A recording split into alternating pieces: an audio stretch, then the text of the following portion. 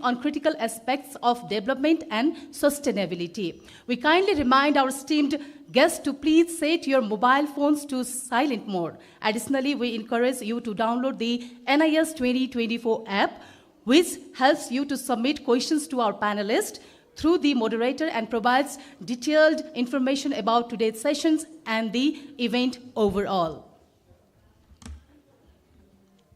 Before I begin, I would like to point out a few things. Today we will have 4 parallel sessions, as I already told you. If you have any questions, please download the NIS 2024 app and use it to submit your questions to the session moderator. To access the app, please scan the QR code provided on your card. I hope you got it properly. To our presenters for today's sessions, if you need to submit your presentation, please visit the presentation booth. Kindly ensure that your presentation is submitted in advance. Ladies and gentlemen, if you need a translation device, please visit the designated booth where they are available. On that note, we are moving towards our first session of today. I hope everything is set. Now we are moving into our parallel session on urban development and affordable housing, where we will delve into the key challenges and opportunities in Nepal's urban development landscape. To begin, may I invite Mr. Maniram Gilal, Secretary, Ministry of Urban Development, Government of Nepal, to the stage to chair this session, sir. Ladies and gentlemen, please join me in welcoming our chair for this session, Mr. Maniram Gilal, with a warm round of applause. May I now invite our keynote speaker for this session, Dr. Kirti Kusum Joshi, Urban Development Specialist, to the stage. Thank you very much, sir. Next, I would like to inform you all that our next keynote speaker, Architect Kishore Thapa, former Secretary, Government of Nepal, has sent us a recorded video message. Due to his important commitments in US, Architect Thapa will not be able to join us in person today. However, he has sent us a recorded video, and we will be present in between session. Ladies and gentlemen, I also invite our esteemed panelists to the dais. I would like to invite on stage Professor Dr. Sangeeta Singh, an expert in urban planning from the Institute of Engineering and a former member of the National Planning Commission of Nepal. Likewise, I would like to invite on stage Mr. Omraj Bhandari, Executive Chairman of Brihat Group.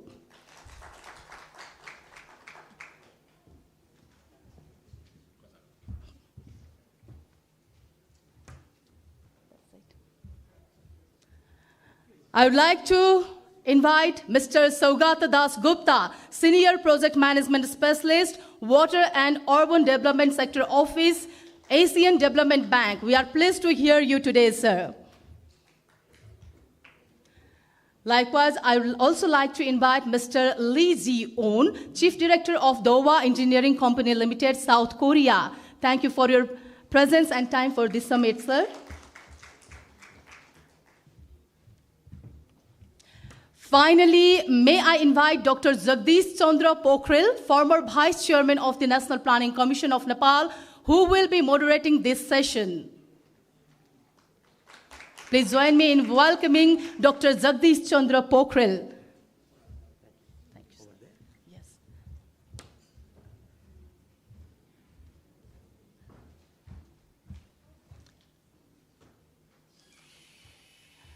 We also have a timer in front of the moderator to ensure that we stay on schedule. With that, I will now, if everything is set, Jagdish sir.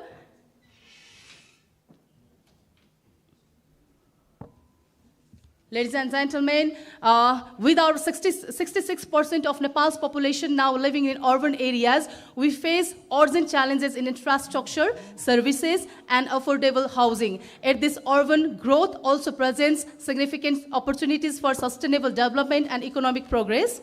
Today, our panel will explore the current state of urban infrastructure, discuss innovative solutions, and consider strategies for fostering collaboration among all stakeholders. To guide us through this discussion, we'd like to hand over the floor to the moderator of this session, former Vice Chairman of the National Planning Commission of Nepal, Dr. Jagdish Chandra Pokhrel. It's over to you, sir. Thank you. Thank you. Good morning. Good morning to everyone. Good morning to the excellent panel here. It's my honor, actually, to have this very well mixed experts panel here. The session today, this one, which is one of the parallel sessions, is urban development and affordable housing. Urban development and affordable housing. It sounds quite neutral when you pose these two words, affordable housing and urbanization, urban development. However, I think the organizers have made it very clear, three concepts which should guide our thinking, discussion, and also the conclusions, I think. One, actionable insights. Actionable insights, catalyze partnership, and sustainable growth. I think these three concepts guide our discussions, our thinking, and even our conclusion and recommendation at the end of this and other sessions. That's what my assumption is. In this panel today, we have chair, of course, secretary, Mr. Gelal, who himself is a very intellectually oriented bureaucrat. That's what I call him. He does, he acts, and he thinks, and he writes. That's why we are pleased to have him as chair today, and he will be representing the Ministry of Urban Development that he is secretary in. We have Om Raj Bhandari, who is a pioneer housing development, real estate development expert in this country. Most of the things that we have been experiencing today has got to do with his initiatives as a private sector-led housing development. We have Dr. Sangeeta Singh, who is a professor at the Institute of Engineering, and her expertise is in ecological, sustainable, resilient city planning, urbanization, and her thesis, an excellent one, was about greening cities. Okay. We have our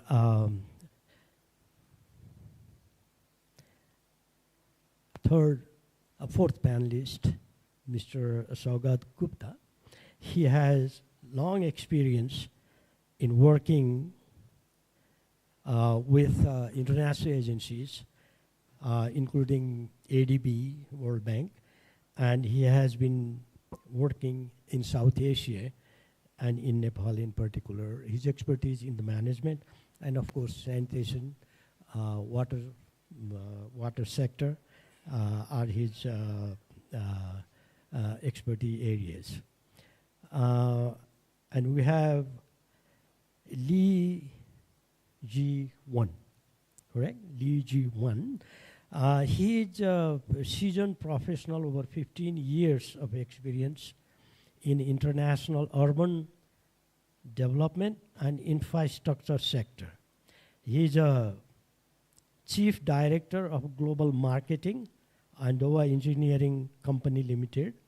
He has played vital role in managing complex infrastructure projects funded by international agencies, including ADB and others. Of course, our panelist, Dr. Kirti Joshi, the Ms. Kharkasi has already introduced him, but let me introduce. He's an urban and regional planner. His expertise is in more sustainable urban development, land use, regulations, policies, and he also is a teacher and does research in urban sector. We have this mix panelists here. Mr. Kishore Thapa, who is traveling abroad, as I understand, he had given a recorded version of his keynote that will be playing after Dr. Kirti Joshi makes his keynote presentation. So without much ado, what we will do, I will lay out our rules of engagement. About 5 minutes each panelist at the end. Of course, depends on the chair. If he wants to take more, it's up to him. But I would request you to remain within 5 minutes to express your notes. For other panelists, 5 minutes. We'll go one round, and if time left, then we'll go second round. I will be asking questions. Without much delay now, I would like to request Dr. Kirti Kusum Joshi to make his keynote address. Thank you.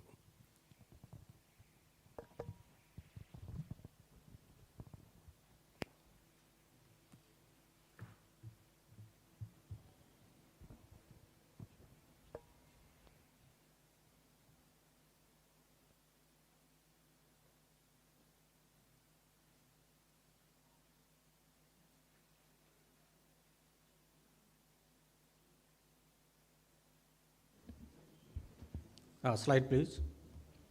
Respected session chair, Gilal sir, panel moderator, Jagdish sir, distinguished speakers, panelists, and ladies and gentlemen. So it's my pleasure to be here to share some of my thoughts and observations on the status of urban development in Nepal. And in this presentation, I will be addressing 3 questions. The first question is about leveraging urbanization for economic growth and sustainable development.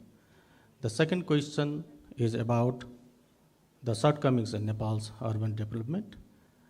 And the third question is about the potential role of the private sector in addressing some of these shortcomings. Before moving on to the first question, to set the context, let's go into Nepal's development goals. Let's look into Nepal's development goals.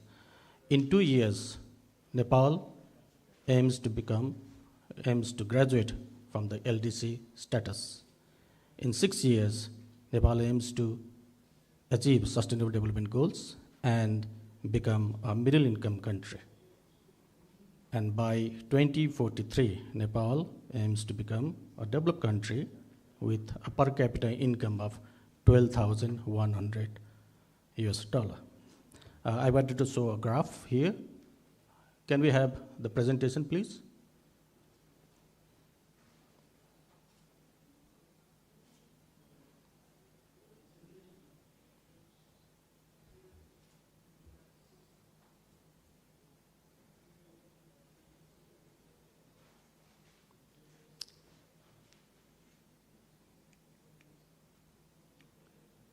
Okay, so this was the Nepal's development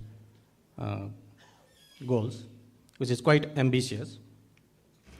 And very few countries have attained the status of middle income country before achieving a significant level of urbanization. As we can see from this graph, only 17 countries out of about 200 countries have managed to have a GDP per capita worth $10,000 before achieving an urbanization level of 60%. This graph also shows that per capita GDP of 10,000 US dollar is associated with about 65% of urbanization. Now, if you have ever heard that Nepal's urbanization level has reached 67%, then don't believe it. Fortunately, Nepal's urbanization level is not that high. Recently, National Statistics Office has measured urbanization level in Nepal, which turns out to be about 27%. The World Bank estimates it to be around 22%.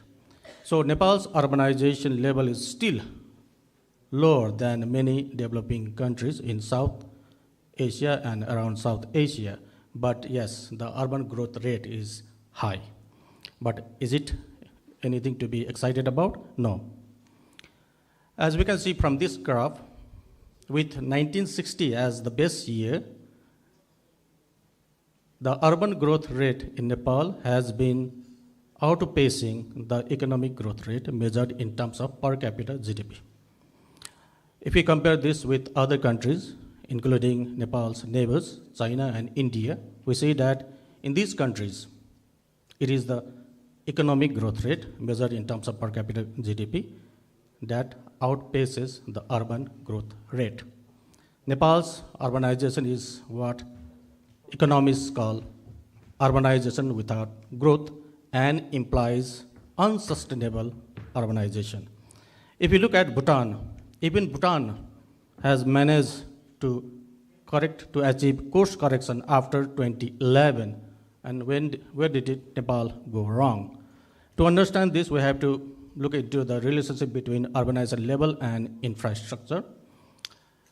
Higher level of urbanization is associated with better infrastructure, and better infrastructure is associated with poverty reduction, and that is in normal case. In Nepal's case, yes, although as seen in this study of 135 municipalities, although infrastructure index and urbanization level are positively correlated, the relationship is weak.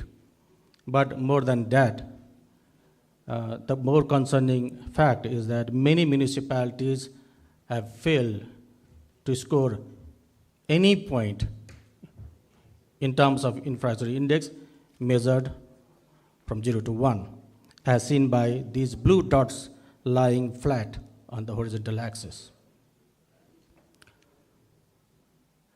At the country level, Nepal lags behind several other developing countries in and around South Asia in terms of urban coverage of even basic services like drinking water and sanitation.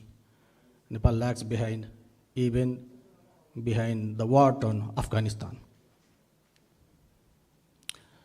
Nepal's infrastructure investment deficit is huge. In order to achieve the urban sector targets set in Nepal's National Urban Development Strategy 2017, which are these targets are to be achieved by 2030, Nepal needs an additional investment of up to 60 billion with climate change adjustment for the period between 2018 and 2030. That means about 3.33 billion US dollar per year. Now, it is clear that the government alone cannot afford, but even with private sector investment, this investment requirement is huge. So Nepal needs to set priorities.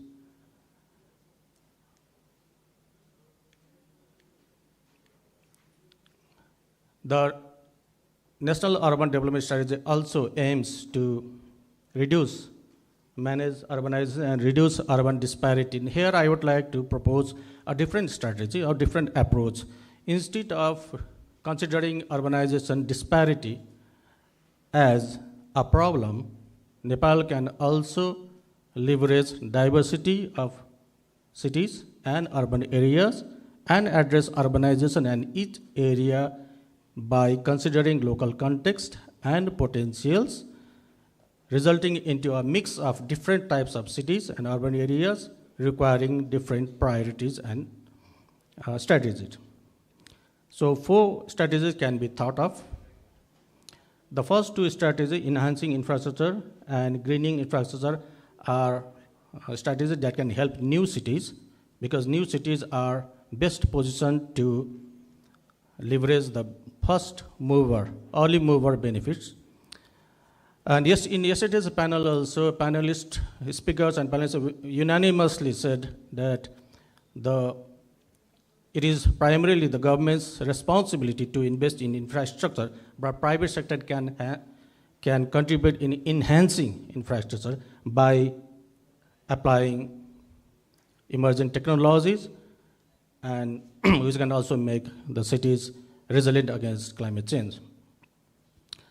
Private sector can also invest in greening infrastructure, starting from their own projects, for example, real estate projects, and for climate change mitigation by investing in low carbon development pathway. It is also important because Nepal also aims to be carbon neutral country by 2045. Kirti, you have 2 minutes. So my time is 10 minutes, sir. Yeah. I was allocated 10 minutes, so okay. Sorry, sir. And the old cities are best positioned to benefit from regeneration and urban retrofitting. But if you look closely, there are significant overlaps between these strategies. Okay, I will move quickly. And we can learn from India. We don't have to go very far. We can learn from India. And India's urban PPPs offer a wonderful example of how federal government, state government, and local bodies can collaborate to create a safe investment atmosphere for the private sector with the ultimate objective of improving social welfare, public welfare, by, for example, in this case, providing high quality water supply and sanitation services, and while also safeguarding environment, for example, by restricting groundwater extraction.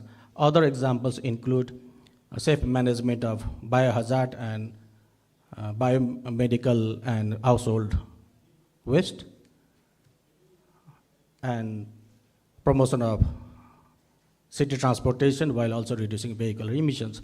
Of course, all PPPs are not a success, but the key is to learn from the mistakes and move forward. In terms of challenges in PPP, there are like some challenges are of global nature. For example, the concerns over private sector's short-term return on investment goals versus the long-term sustainability goals.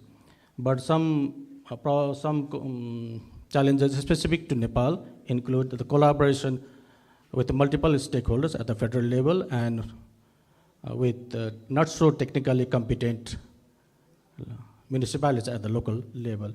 And in this case, the proposed and long delayed urban development bill can be an opportunity to address some of these key issues. In conclusion, I would like to reiterate that in order to leverage urbanization for sustainable development and economic growth, it is not the quantity but the quality of urbanization that matters, and the quality of urbanization depends on the quality of infrastructure. The huge investment deficit in Nepal is also an opportunity for private sector investment, but we have to find the right priorities, right areas for investment. So I talked about like 4 such priority areas, and although PPPs are challenging, but fortunately we have lessons to be learned from the success stories from India, the Philippines, and Korea, as also discussed in yesterday's session, and adopt these lessons to suit Nepal's needs. Thank you. Thank you for listening. Thank you, Dr. Joshi. This was very good presentation. You gave a complete overview of urban landscape. One concept that has been in my mind throughout this session and while reading the concept paper, is the retrofitting of cities. So it's something that we might want to ponder upon.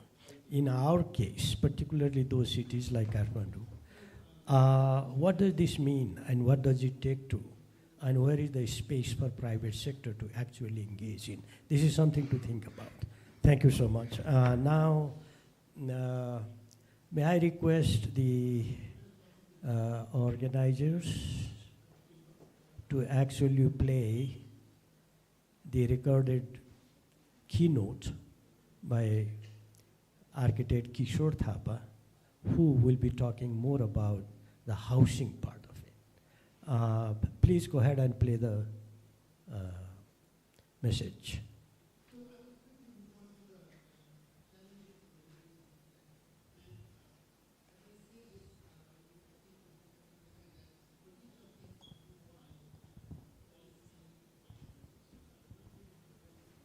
Sound.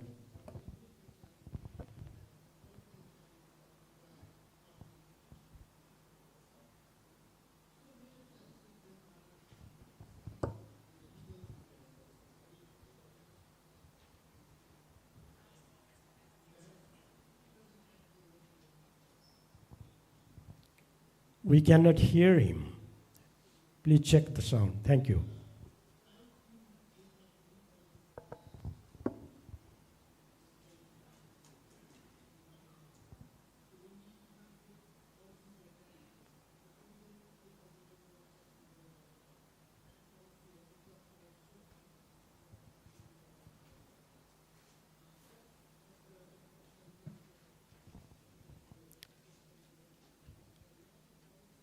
It is not audible.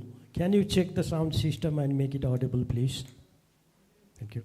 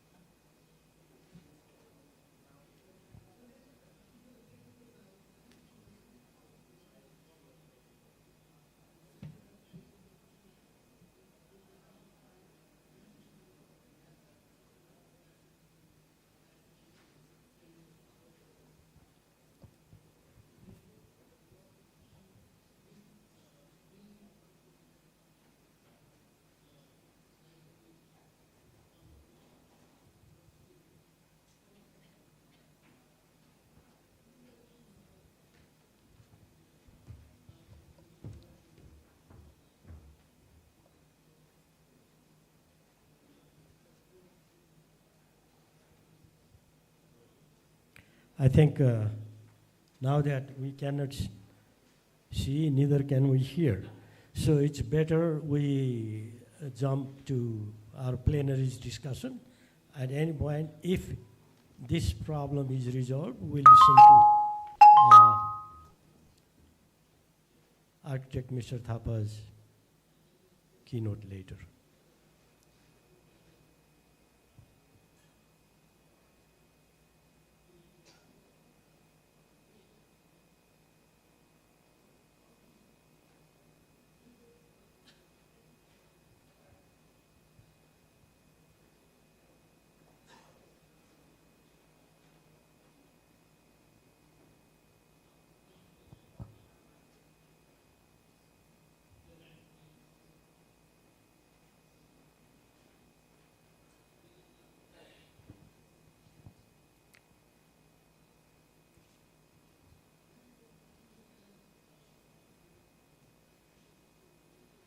I think we better stop it here and we start discussion.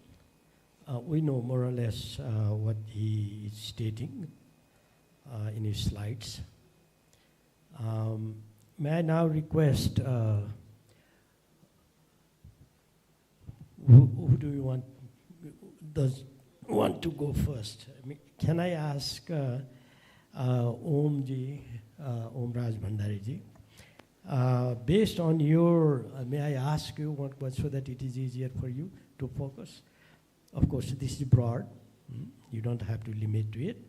But again, keep in mind that the role of private sector, sustainability, actionable recommendation, this is the area we'll be focusing, okay?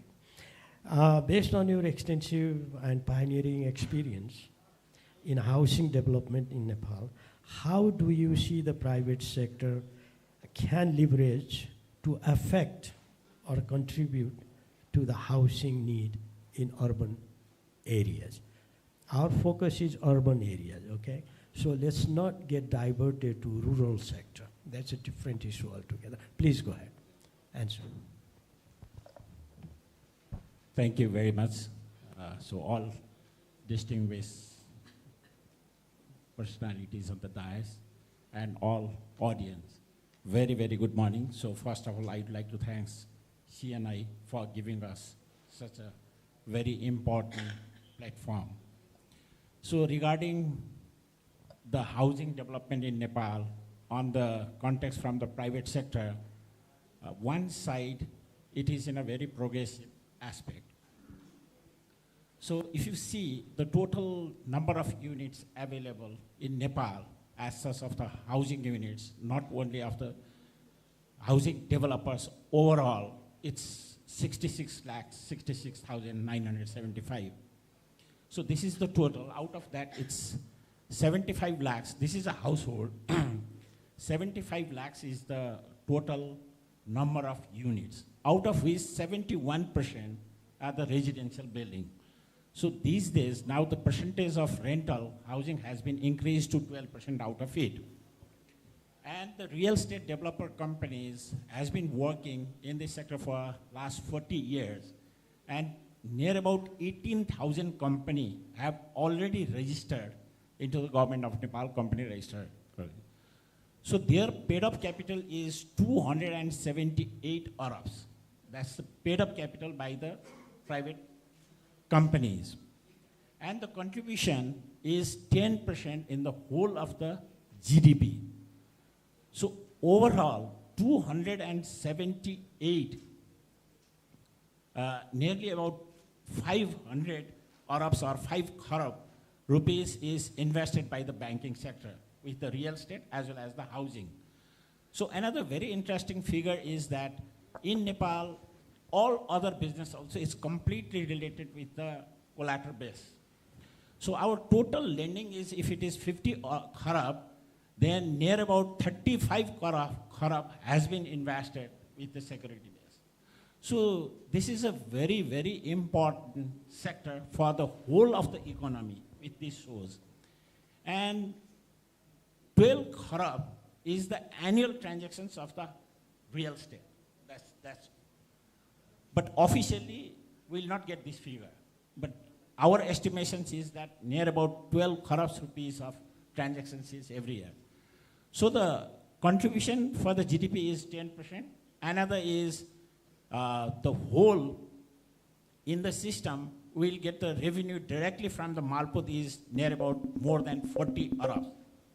So in this way, this sector is very important overall. So what is our achievements? From last 25 years, the formal sector of housing company has gone up. So considering into the apartment, we have two products only. One is the apartment, another is the housing units. So in these 20 years, the achievements of the housing units as well as the apartment unit is total project apartment will be near about 130 projects. And out of that, the total units will be around 20,000. So same way, if the housing projects is around 100 and nearly about 120, 130, and the units will be around 10,000. So overall, how we have achieved is near about 30,000 units as on date. So even in a concept note also, it has been mentioned that 2% is only from the housing sector, formal sector. So 98% still it's in exploration, needs to be done. And how private sector has come up, and one time, 16 years back, it was a very successful venture. Why? The reason was, at that time, financing was very easy. So usually banks used to give 70% of the market value for the developer to purchase the land as well as for the construction also. That was 70%. And even for the home loan also, at that time, it was 90% of the commercial value. And the interest rate was in between 7 to 9. So later on, with the policy changes, and it has been into the control mechanism.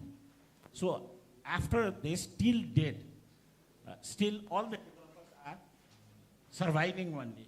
We cannot go beyond it. And another factor is 20 years back, the land price was very economical. So that time, if you see land plus building, the percentage is 20% land value and 80% is the construction. So as on date, if you see, it's 20% is the construction value and 80% is the land value. So these are the very critical issues that we have to focus. It's not only the real estate developers from the private sector. In overall housing developments, we have to see from two perspectives. One is the factors affecting housing market. Another is who are the actors in the housing market. So these days, from all aspects, everyone is looking for the developers only, that they are the only players. It is not that. Sure, thank you. I will stop you here. I will come back again, okay? The next question probably I will be asking you about what are the opportunities for if international investors want to invest in real sector here in Nepal. That is something for you to think later, okay?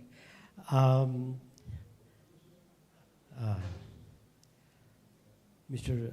Saugata Dasgupta, based on your experience working in Nepal for some time, you had the opportunity to observe and affect urban infrastructure design and management in this country. What are the key opportunity points that you observe to affect our cities to be resilient and sustainable by next century? Thank you. Please go ahead. Please take 5 minutes and I'll come back again. Hello. Yeah. Please stop me if I cross 5 minutes timeline. So there are disease and questions. It has, maybe it's urban is not a space, it's not a kind of a sector kind of thing, it's a space. It covers all the sectors kind of thing. So first I would like to highlight that the spatial pattern of the urbanizations in Nepal is unique kind of thing. There is no integrated planning, or as such, there is no urban planning, it's an organic development. There are two types of pattern I have observed. If you go to Tarai or the plain lands, it's along the road. If you have, then the urbanization, urbanizations is happening, and then infrastructure follows these things. What is it's happening? It's the agricultural land. You are acquiring constantly agricultural land. Today or tomorrow, you would like to face the food security issues because slowly, particularly in the Tarai region. If you come to the places like Pokhara or Kathmandu kind of thing, where geographical restrictions is because of this, the mountains and other things, what is happening is that because of the unplanned urbanizations, we are going for the squatters. People are living, particularly those who doesn't afford to have a house, they are living in the flood-prone areas, or maybe the risk maybe on the landslide-prone areas kind of thing. There is a high risk for these things. So this is the fundamental thing is that we need to change the spatial pattern, and it needs to be a proactive urban planning than that of the reactive urban planning in case of any, not only planning with respect to infrastructure provisioning. Second issue is that there is a major issue is we need to accept that we don't have adequate infrastructure to support the urbanizations, because urbanization is key for any country's economic growth. That's already been presented kind of thing. If you do urbanizations in a proper manner, you will earn the dividend, both with respect to based on your demographic dividend and urbanizations. But if we don't do, then it will result congestions, pollutions, and automatically it will impact overall economic growth. I would like to highlight, forget about the other sectors, only water and sanitation. If you don't have proper water and sanitation, it is being estimated in Nepal, more than 4% of your national GDP is affected because of the poor water supply and sanitation. Just think about it, how important. Your GDP growth can be better if you do manage only one subsector of this, which is water supply sanitation. Another issue is that with respect to investment, currently we assess that per capita investment is maybe maximum $47 per annually kind of thing. Requirement, if I see from these figures, as well as if you take with respect to climate aspects, the climate adaptations aspects, the investment, per capita investment need is almost 8 to 9 times, $328 to $380 if you take the climate change adaptations into those considerations. Against which, how much we are generating from the urban municipal tax and revenue? Maximum 3% of the annual revenue from the government revenues is generating from the municipalities. But ultimately, we need to generate more revenue from the urban because the economic opportunities are more. There is huge opportunity. Why we are not able to generate? Mainly, one is the regulations, also the enabling infrastructure, capacity issues is there. So first and foremost is that also that the governance issues is the major kind of thing I would like to highlight.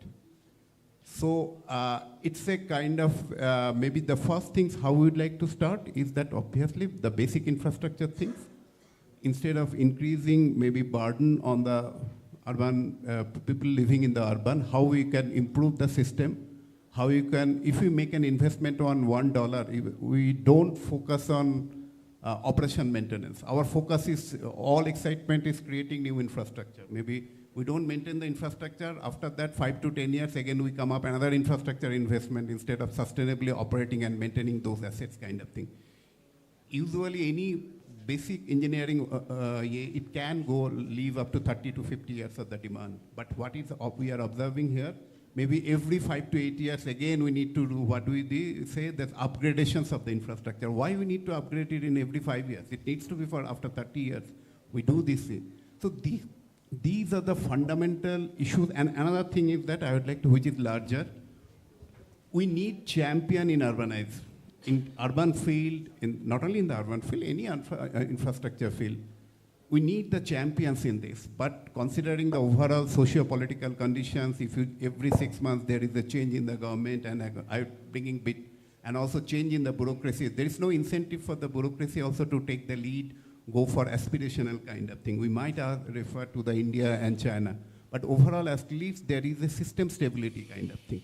So these are the aspects I think which are larger than the urbanizations, but obviously first and foremost thing is that when we create infrastructure, we need to ensure excitement should not be only with respect to infrastructure creation, but utilization. Sustainable service delivery should be our main focus, or not only on the whatever we have, whether we are extracting maximum benefit from those infrastructure or not. That's most important. Second one is that definitely what are the opportunities to generate more revenues? Both from the public, ultimately if you ask private sector to also to invest, but they will invest with the expectations there will be some return. So until and unless we have a sustainable revenue sources, both at the federal level, province level, as well as the municipal level there is a huge opportunities kind of thing. If you see this, maybe this 3% of the annual revenue, total public revenue is from the urban areas. It's a huge mismatch with respect to its potentials kind of thing. So I'll stop here. It's a kind of a huge, I would like to say Christmas tree kind of a issues, but I'll be happy to respond to any specific figures or other things. Thank you very much. Thank you. Thank you. This helps. Dr. Sangeeta Singh, I will come to you now. You have been extensively researching in areas that are key to making cities resilient and sustainable. What could be some tools and techniques that our graduates should be equipped with to make our tomorrow's city more resilient and sustainable? Are they equipped with? Are we giving them enough skills and knowledge? What do you think? Please go ahead. Thank you, sir. Respected chair, distinguished panelists, and distinguished participants, I'm very glad to be here, and thank you for having me.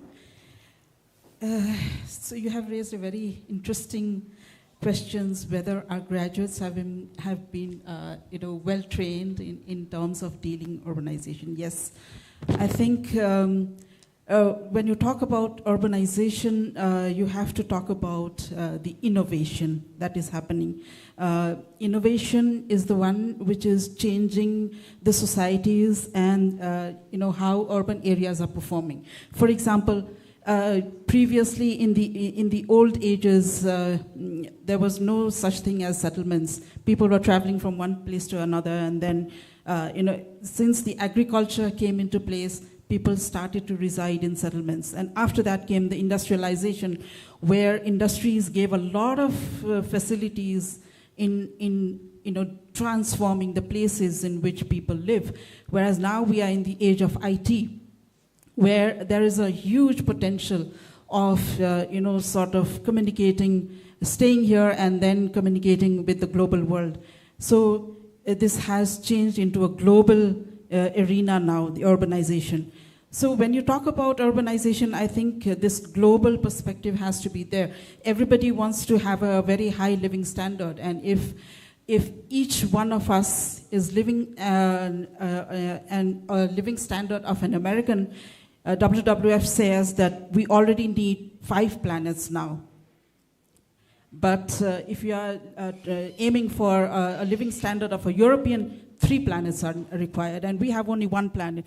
So whatever we do in terms of urbanization, we need to focus on sustainability. There is no way out than thinking about sustainability. So whenever we talk about sustainability, there's the triple bottom line that we have to cater to in terms of not only considering the environmental impacts, but also focusing on economic growth, as well as social benefits, social welfare of the communities. So this is where I think we have been able to sort of train our graduates in thinking about urbanization, not only in terms of the infrastructure. Of course, there is infrastructure. If you talk about the urbanization, it influences the economic growth. Not only influences the economic growth, but there is social and cultural transformation which we need to think about. There is high infrastructure demand, and which also, of course, gives ecological, disasters. So all of these we need to think about. What is happening currently is that there is very unbalanced urbanization, I would say, because if you look at the ecological belts, the urbanization which is happening is very, sparsely distributed. For example, the highest population is in Kathmandu, but now the density is, all towards the Tarai belt, whereas if you look at the mountain areas, the density of urbanization is happening very, very low. If you look at Manang, for example, it's only 3 per square kilometers, people residing. So there is negative growth. The cities are declining. We are talking about urban growth and so on, but the scary factor is that in Nepal, from the 27 districts with negative population, recently it has converted into 34 districts where there is negative population. So what are we going to do about this is a major factor that we need to consider in considering the balanced and in terms of regional development as well. So I think in terms of capacity, with the federalism, with the new constitution, which is very, very strong, there is a huge capacity that is there. The local areas have been very much, authorized. It has a lot of power, but then there are so many resources that are lacking. For example, we are very rich in natural resources, which is needed for the growth of urban areas. But in terms of financial resources, in terms of human capital, in terms of legal capacity, we don't even have an Urban Development Act at the moment to control the growth. Because if you look at all the initiatives that are happening around, in our case, it is only one tool that is successful right now, which is the land pooling, as we might call it, and the other one is the building bylaws. These are the only tools, because land belongs to the government, belongs to the people and not to the government. So the government does not have the liberty of planning, in whatever possible manners. But the tools that we have in terms of planning is site and services, guided land development, and land pooling. But land pooling is the one which is very successful right now. So I was looking at the New Towns project very recently, and I found that in the name of New Towns development, so it used to be only 10 mid-hill cities, the new towns that were being planned. But then eventually it turned into 12, and then now in the name of New Towns development, there are 54 settlements that are being targeted for New Town development. But what is happening there is, development happening in bits and pieces. For example, the certain areas have been acquired for land pooling, and then the whole vision, the whole picture of the area is not there. I will stop you here. I will come back. Thank you. My question was, in terms of building capacity, in totality, as a professor of planning and producing planners, to what extent we have been sort of inculcating or giving knowledge and skills to graduates so that they can actually be effective in terms of addressing some of the gaps that you are seeing, including the sustainability and resilience. Okay, we'll come back to that point later. Thank you. Thank you. What should I call you? Mr. Won? Lee or Lee? Lee. Thank you very much. Since you come from Korea, you might have many successful stories to share with us, but that's not what I will be trying to do. You have led the execution of Asian Development Bank funded projects, including urban corridor development in Nepal, and the World Bank funded sanitation improvement projects, okay, in Nepal. How do you ensure timely completion of these projects?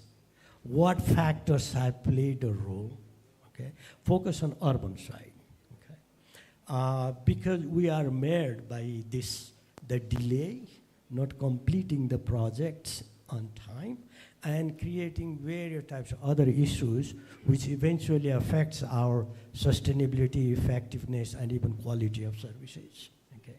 Including the projects funded by our international development partners. So your experience, how have you ensured timely completion of projects? If you have any example to share with us, and of course, your wisdom. Thank you. Okay, thank you.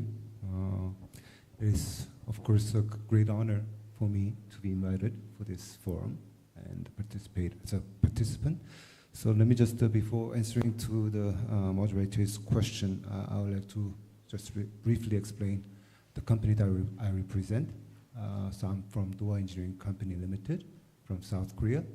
And our company was founded in 1957, so 67 years old as of today.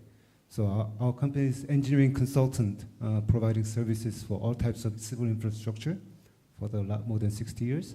And we've been part of this Korean economic growth, urbanization. And of course, to support this growth, we played a great role as a civil engineering company. And we've been working, as the moderator has briefly mentioned, we've been working in Nepal since 2012, starting with a railway design, water supply and sanitation projects, urban corridor projects, and also some solid waste management and hydropower studies. So during the implementation, timely completion and within time and the budget is a key objective and role for the consultant, especially for the consultant who supports the client to manage the project. It's the most important aspect of our consulting services. Yes, always in many cases, there are limitations, resources, and restrictions, but the most important factor for timely completion, in my view, is a very close coordination between the consultant and the client itself, but also client with the different stakeholders, there are many cases in our experience where the basic coordination fails, and it is sometimes quite strange. For example, I cannot mention the country, but we have designed more than 300 MLD sewage treatment plant with a sewer network. And the STP site was given, it was assured. But after completion, due to some kind of administration gap, which we could not understand, the proposed land authority went with the other plan for the STP. After our design was complete, it was like a 1 year, 12 months job, and we completed within time. But some coordination gap resulted that we need to design the whole system again with a new site. These kind of things happen many times, which sometimes we do not understand. We find it hard to understand. But the coordination and the integration between the relevant authorities are vital for the decision making and timely completion without any kind of redoing the job again. So that is on the technical side related to studies and planning. And during the implementations, it is not like I can say it for sure, but in countries, especially in Nepal, in our projects for the KUKL, the contractor procurement plan for the contracting was very complex. For example, we were consultant for design and supervision for DSC5, which is to design and construct water supply distribution network with a key reservoirs and also district metered area planning, block system to minimize the non-revenue water.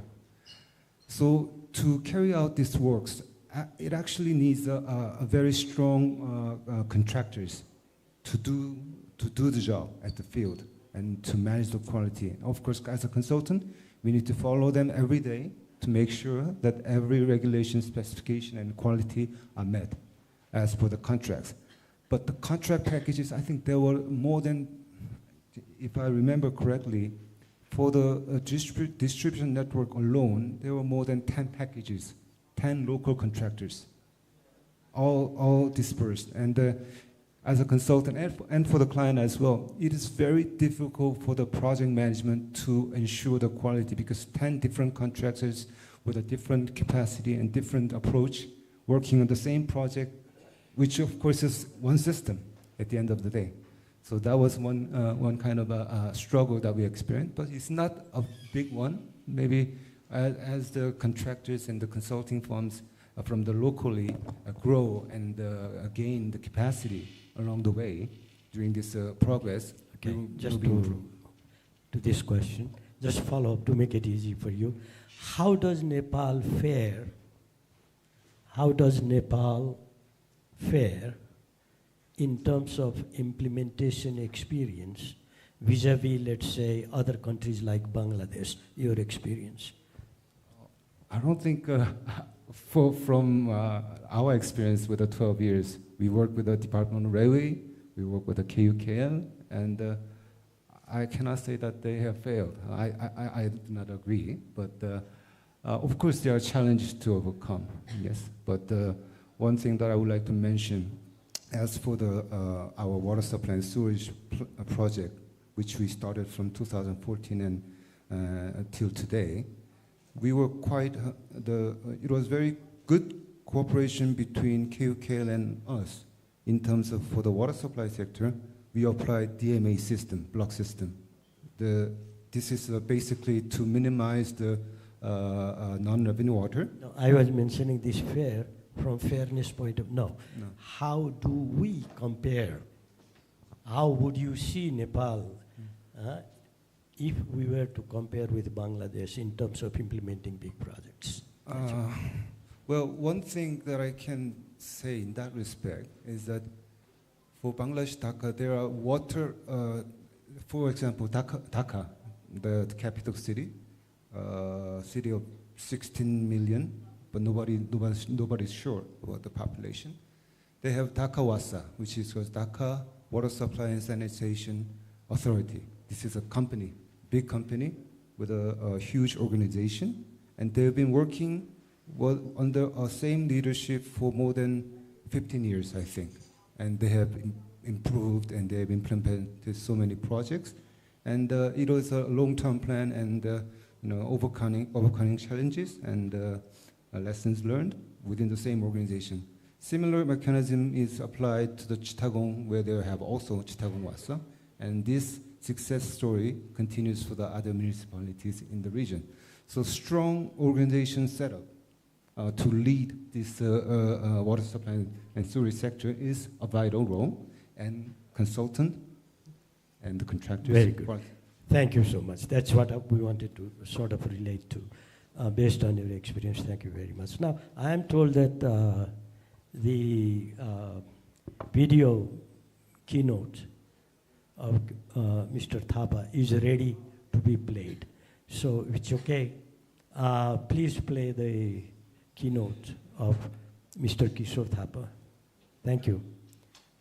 And then we will continue our discussion. Mr. Chairman, the Secretary of Ministry of Urban Development, distinguished panelists, ladies and gentlemen. Let me talk about the opportunities and challenges in affordable housing in Nepal. First of all, let us understand what is housing.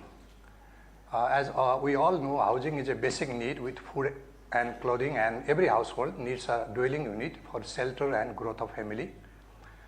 And housing is a process, not a product. That means housing is more than a physical structure. Houses and buildings are different. Many people are very much confused with these two words. Houses are where people live, but may not be a permanent structure. Buildings serve for various purposes, including residences, and are permanent structures.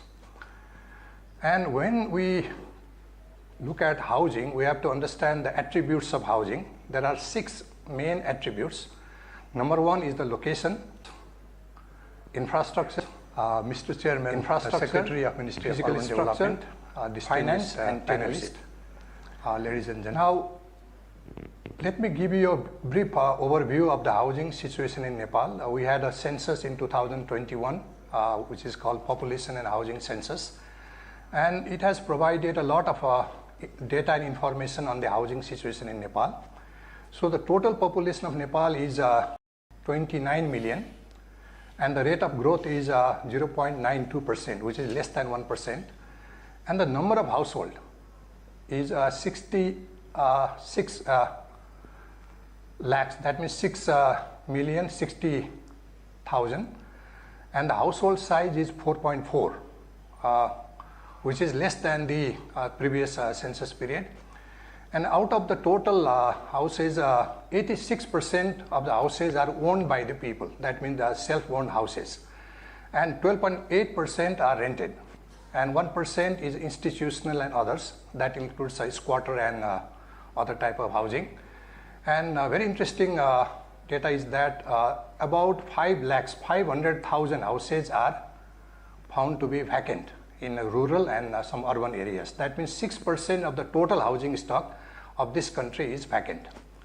So this is the scenario of the rural housing in Nepal, and these houses with red roofs are the recently constructed the post-earthquake housing.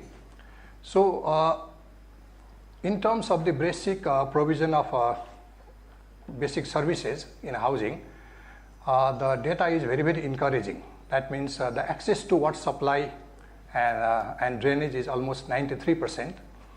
And household using the flush toilets is 5%. Households with basic sanitation is 95%.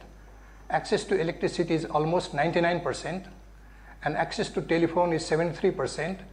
And household with improved cooking, electricity, LPG and biogas is 45%.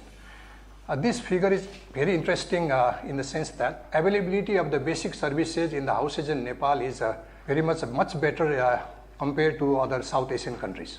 So when you talk about the quality of houses, of all the houses in Nepal, 76.5% are pakki, that means permanent houses, 15.8% are semi-permanent, and 7.8% are temporary. That means almost 2/3 of the housing stock of this country is permanent in nature. So this is the pie chart showing the the quality of houses. The green denotes all the permanent houses. In terms of the distribution of housing units by combined housing quality ranking, this ranking was done by our National Statistical Office during the census, and it shows that the most adequate houses, almost 28.3% are come under the most adequate category, 25.6% come under the adequate category, 34.3% come under moderate category, and 11.3% come under less adequate category. That means almost 80% of our housing stock is above moderate. That is a very good sign of in terms of quality. And this is the pie chart showing the quality of houses. So when we talk about in Kathmandu Valley, that is the national capital region of Nepal, the total population is almost 2.9 million, and the number of households are 784,000. There are 437,000 households, and out of these, self-owned is 48%. That means less than half of the houses are self-owned, and rented are 51%. Institutional is 0.8%, and other types, that includes squatters, is 0.5%. And the number of municipalities, there are 18 municipalities in Kathmandu Valley, and out of 18, 14 municipalities have more renters than owners. That means the renting is a major housing typology in Kathmandu Valley.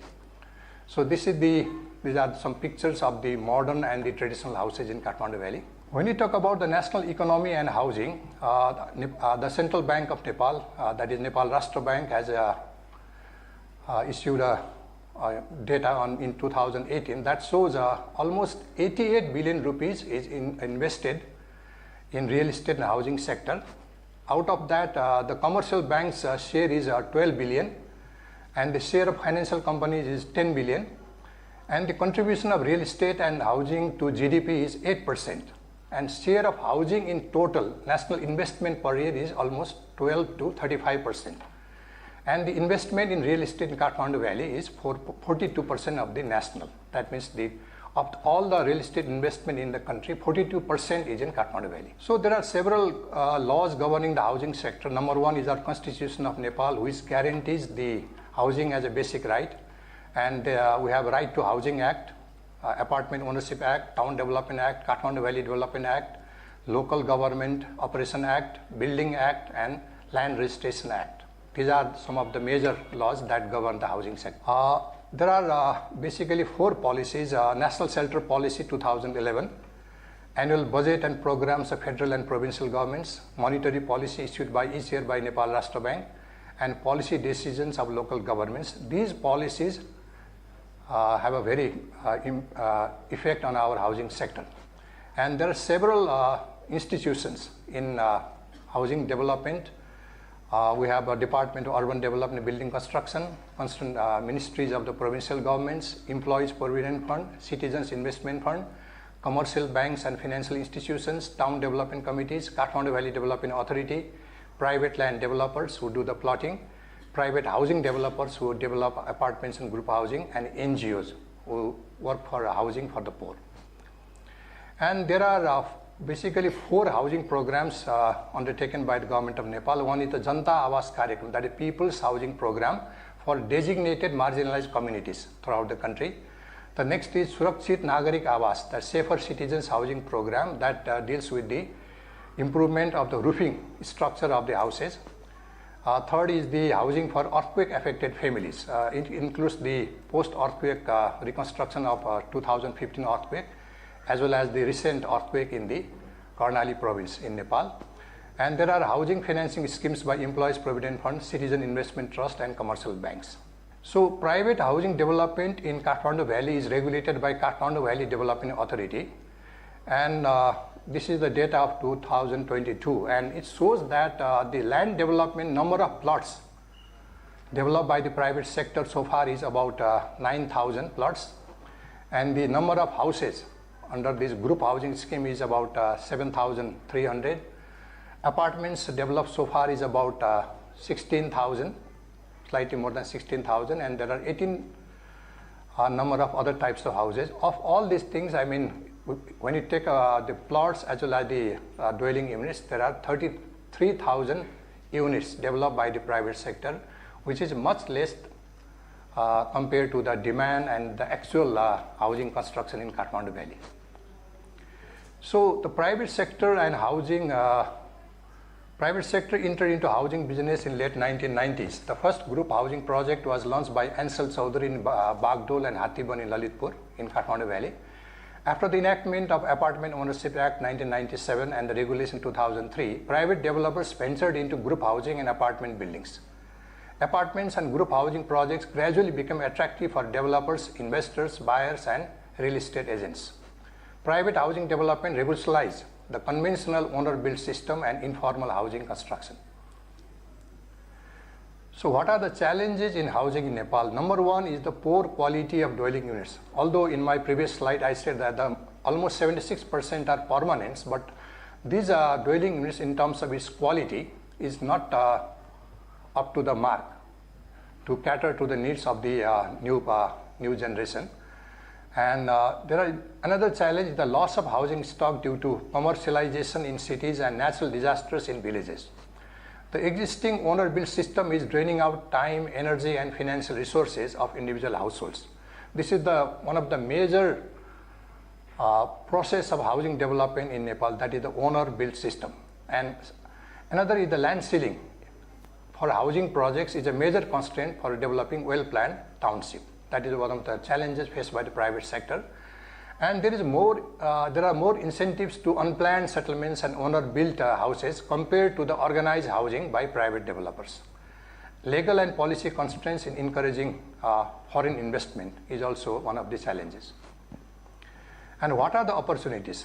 Number one opportunities for housing developer, the private sector in Nepal, is the growing number of senior citizens and returnees from foreign employment who can afford decent houses, but they are not getting this type of facilities in the existing housing stock in Nepal. The government's policy of allowing foreign nationals to buy apartments, this has been declared by the government, but it has not been implemented yet. There are some legal and procedural constraints in this one, but this is one of the opportunity also. This policy encourages the investment in the private housing sector. Increasing demand of well-designed and furnished dwellings units in major cities of Nepal. That means the new generation, they demand these well-designed houses. And prospects of cooperating housing for low and middle income groups in peri-urban areas. And there is a prospect of mobilization of funds for housing projects for individuals and commercial banks. And there are several challenges faced by the private developers, which I have already mentioned in my previous slide, so I'll not go in detail. Next. So what are the major issues in housing development? Number one is the narrower land market and lower delivery of service plots compared to the demand. Government's inability to provide basic services and facilities in the neighborhood. Low priority for cost-effective, inclusive, safe and resilient buildings. Inadequate access to housing finance. Low capacity of government in disaster risk reduction, resettlement and reconstruction. Constraint in financing conservation of heritage settlements, less incentive for promotion of private housing development, inadequate budget for social housing programs, growing number of vacant and abandoned houses in rural areas, weak linkage of housing and real estate sector with national we economic should thank panelist So let me conclude my presentation. And we move ahead. Nepal's housing situation compared to other countries in the region is... Thank you. Mr. Thapa, who participated with us despite being abroad. Before we go second round, I will request the panelists take just 1 minute, 1.5 minutes to answer your question. Then I will pass the microphone to our chair so that we can remain within the time frame here. From what Mr. Thapa has mentioned, one area that we have been talking about before is retrofitting. Again, probably this concept can be applied in many of the urbanizing settlements, urbanizing areas, okay? This is one part. The other question for us is, if 53%, if we added adequate and almost adequate, those two categories, then 53% of houses are adequate. Okay. What does this mean in terms of fast urbanization and then moving to different level of income when people have aspirations for better houses, residences, and areas, and spaces? So these are some of the questions that come to my mind. Michelle, I will go back to you. Just one small question. How do consultants actually deal in this kind of difficult situation where the public is angry and delays the project? Just your reflection, short. In urban sector, by the way. So I think in most of our projects, we have to have a very strong team of social and resettlement specialists, always working together with the engineering team, and constantly interview and explain, and of course communicate with the public. Louder. Okay. Is it louder now? Yeah, it's okay. To continue. So resettlement socialist specialist team's involvement in this engineering consultancy is very important. Is getting more important. Yes, public complaints and public communications, and in order for the project to be successful, it needs to be fully explained and disclosed clearly and transparently to the public about the advantages and disadvantages of the project that is going to be implemented. So it is not like a one single solution, but continuous program within the consultant to communicate and explain and to interact with the local communities for this development project. Very important. Okay. Thank you. Thank you. Dr. Sangeeta Singh, again, I come back to you. You have been a member of National Planning Commission, and you have seen things, how our national urban design can be molded to incorporate new thoughts, like as you mentioned before, innovation. So the policy innovation, how do you think our cities could be retrofitted to make them ecologically sustainable? How could we do it?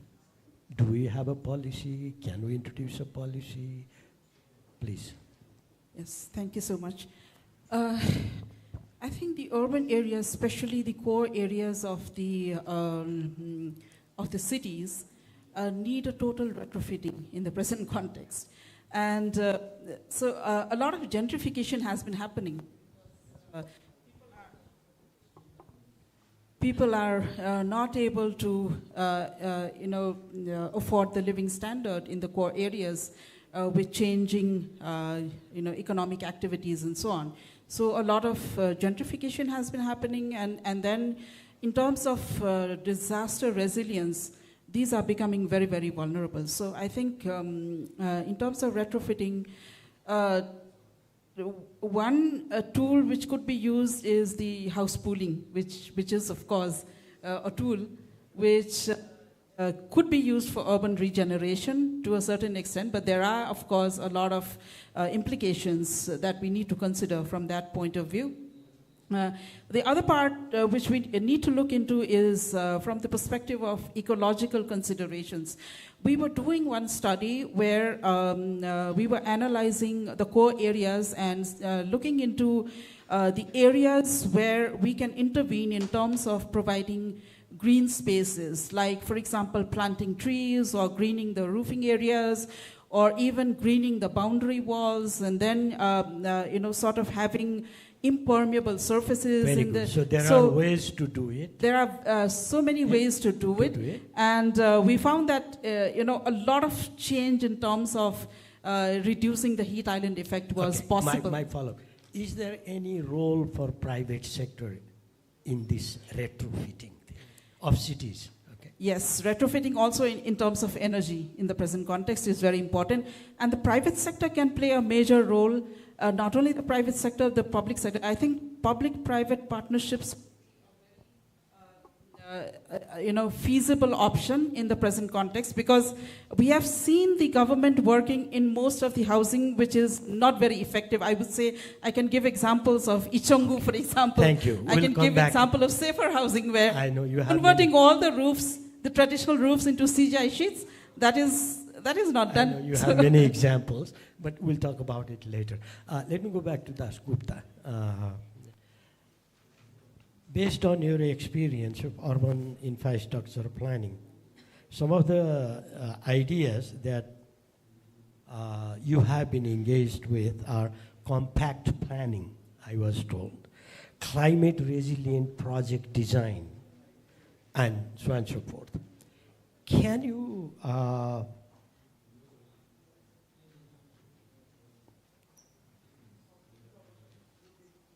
you think of leveraging some of these concepts through our donor partners like ADB in incorporating in our planning and management? Thank you. Okay, first I would like to say that it's not a retrofitting, it's the redevelopment of the urban areas. It's not retrofitting. If you retrofit, means you need to consider that it will exist, and you cannot do a proper planning with retrofitting. So redevelopment will be with respect to compact urban development. There is a terminology called transit-oriented development.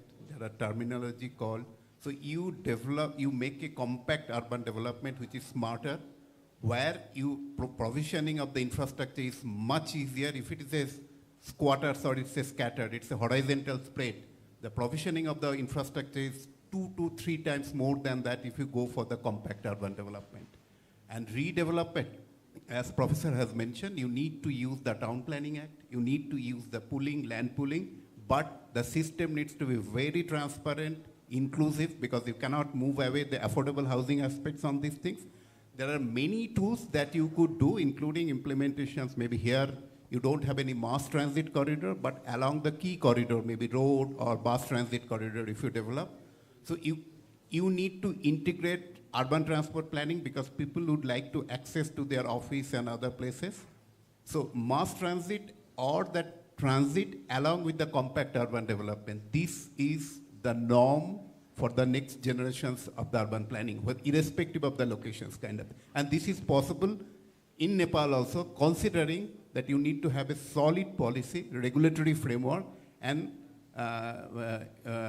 implementation of those things as per the policy aspects. Thank you. Thank you.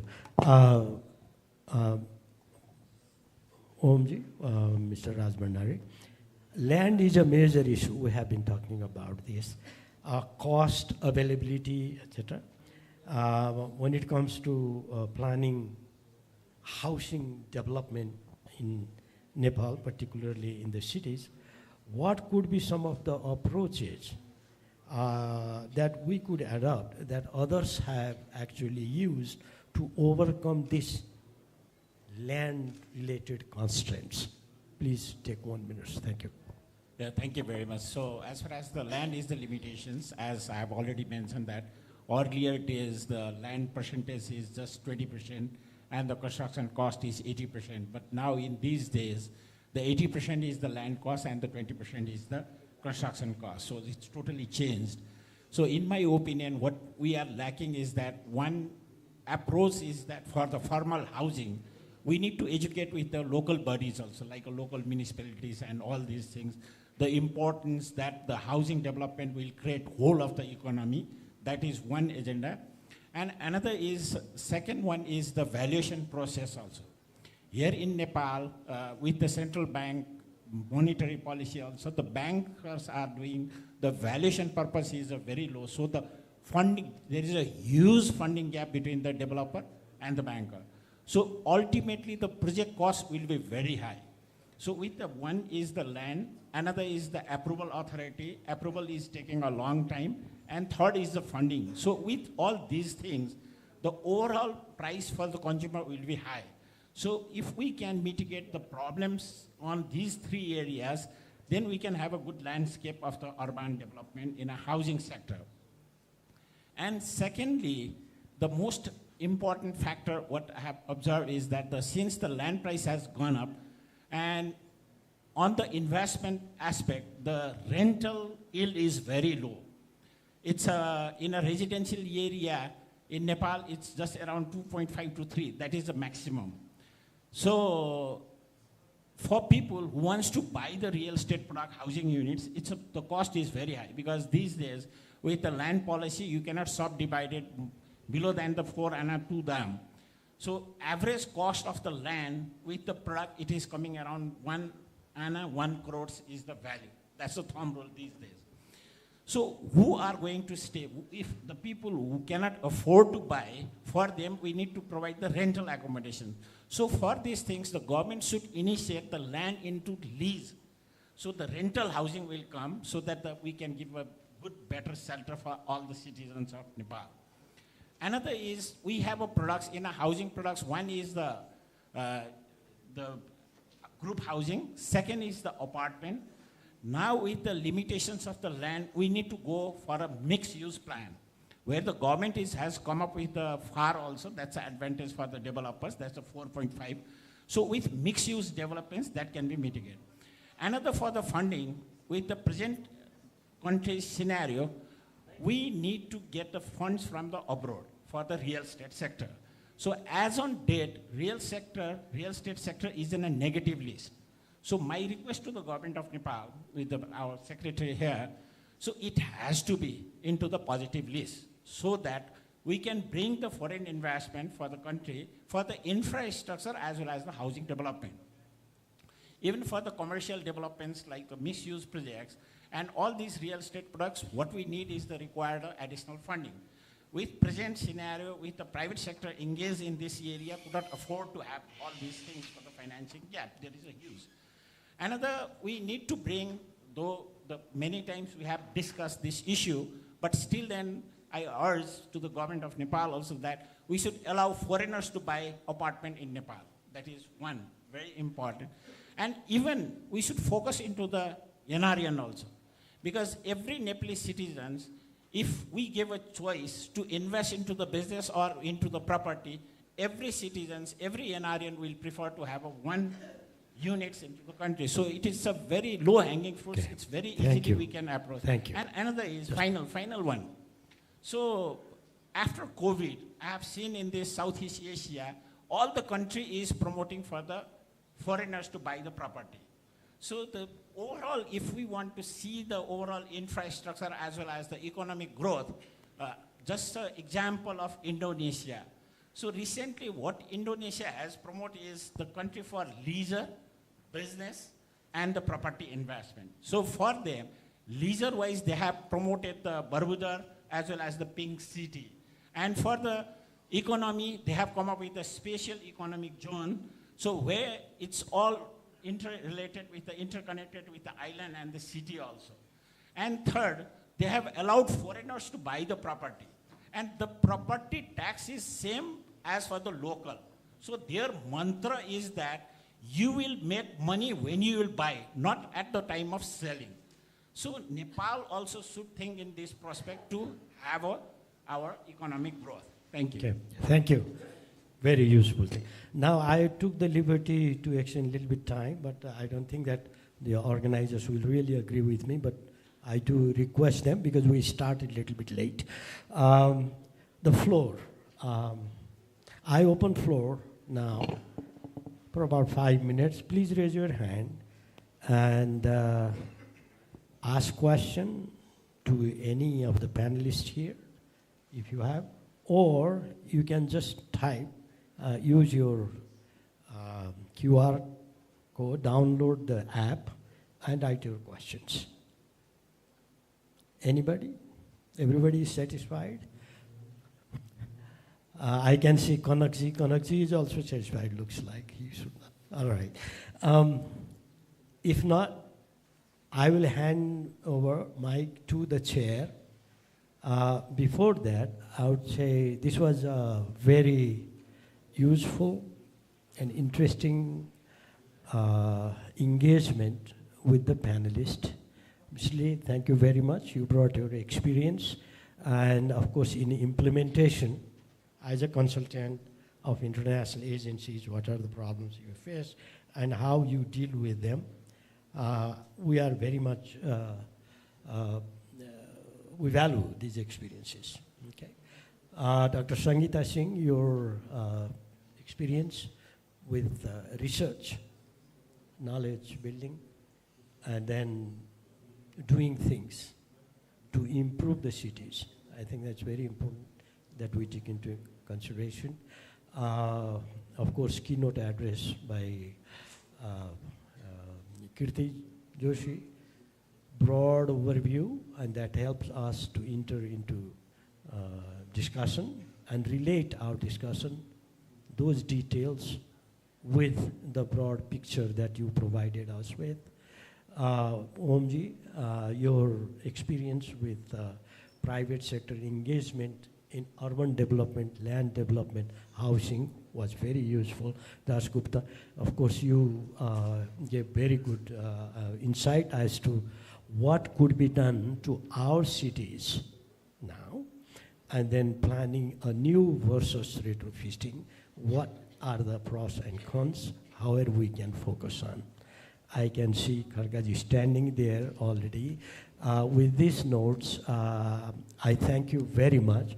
Let's give a big hand to our panelists who have been with us throughout the time. Thank you. Now I will hand over microphone to our chair, please.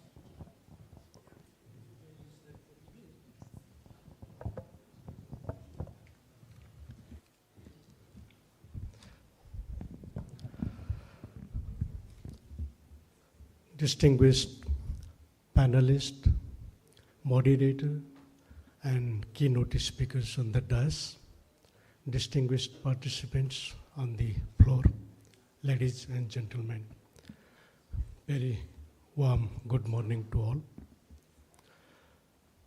Today's topic for discussion was very relevant, pertinent. Since last 2 decades, we are experiencing rapid urbanization in Nepal. But in that fast pace of urbanization, what we are experiencing in our cities, how our cities are. Our cities are characterized with limited and intermittent water supply, very poorly maintained urban roads, inadequate sanitary and solid waste management, and informal settlements along the river banks, and untreated sewers directly mixing to the river system. Really, our urban system is not satisfactory. We all are observing that. And for that, what we are doing to improve the situation? Ministry of Urban Development, we are working on 3 sectors: urban, housing, and building. Recently, we are also working in local infrastructure development also. Yeah, we have to start from legal improvement. To start with, we have prepared new Urban Development Act, and recently we have sent it to Cabinet for approval. And our new Urban Development Act is ready, but after the approval of policy, then we will make it we will make it compatible with that policy and submit it to the Parliament very soon. The main difficulty in our urban roads is the utilities. We do not have utility act, utility corridor act. That's why different agencies, they dig the same road again and again for water supply purpose, for sewer purpose, for optical fiber, and for electricity cable car. That's why in our new Urban Development Act, we have provision for utility corridor. One corridor in the left side for dry utilities, another corridor in right side for wet utilities, and size of these utility corridor that depend upon the width of our roads. Regarding investment in urban sector, government alone, the resources of government alone will not be sufficient, as we all know that. There is huge gap in between the resource available and resource requirement. That's why from this platform, this forum, I request private sector to make investment in our urban system. We have seen in Manila, Kuala Lumpur, private sector, they are doing good and making profit in water and sewage management. But in Nepal, we tried at the time of bringing Melamchi water to Kathmandu, we established as per Company Act, KUKL.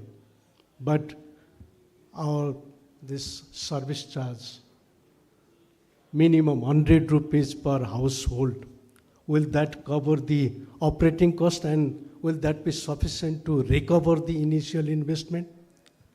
Yeah, we have made fundamental right in our constitution to get water supply, housing, education, health facilities, all. But we cannot make it free of cost, all the things.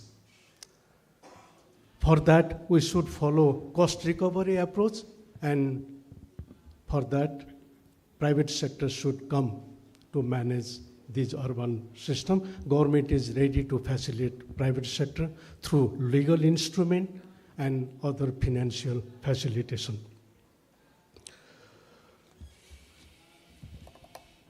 Second part was affordable housing. Affordable housing. Yeah. Our approach till date is we prefer to have our own individual, whatever may be the size of the building, on our own small housing unit, not in apartment. That is our mindset. Result, we are seeing in Kathmandu Valley and other growing urban areas in Tarai Belt, very crowd in the city, no open spaces. At the time of 2015 earthquake, very limited open spaces were there to take shelter. That's why our approach should be to go vertical. One family, one housing unit, and one separate land. That will not be always feasible. We have to shift our thinking, we have to shift our paradigm. For that, we have Apartment Act, Building Act, shelter policy, and our investment are also directed for in this sector. For addressing the housing need of the people, government have several programs, but just to address the low income, marginalized, and poor people. For average, middle income, and high level people, government cannot provide houses from government sources. So to address the marginalized and poor, we have Janta Awas Karyakram, People's Housing Program, Surakshit Nagarika Awas Karyakram, as our senior architect and former secretary Kishore sir mentioned in his paper. And private sector, they have demanded, they have requested to the government through Ministry of Urban Development for amendment in facilitation in this Apartment Act, so that foreign nationals can also buy the apartment unit. And till now, what is there in our act is we can transfer the developer can transfer the ownership of housing unit only, not the land. Ownership of land is still remains with promoter. So their demand is very valid. Apportion the ratio of that land in terms of floor area and to give the ownership of land also to the dwellers.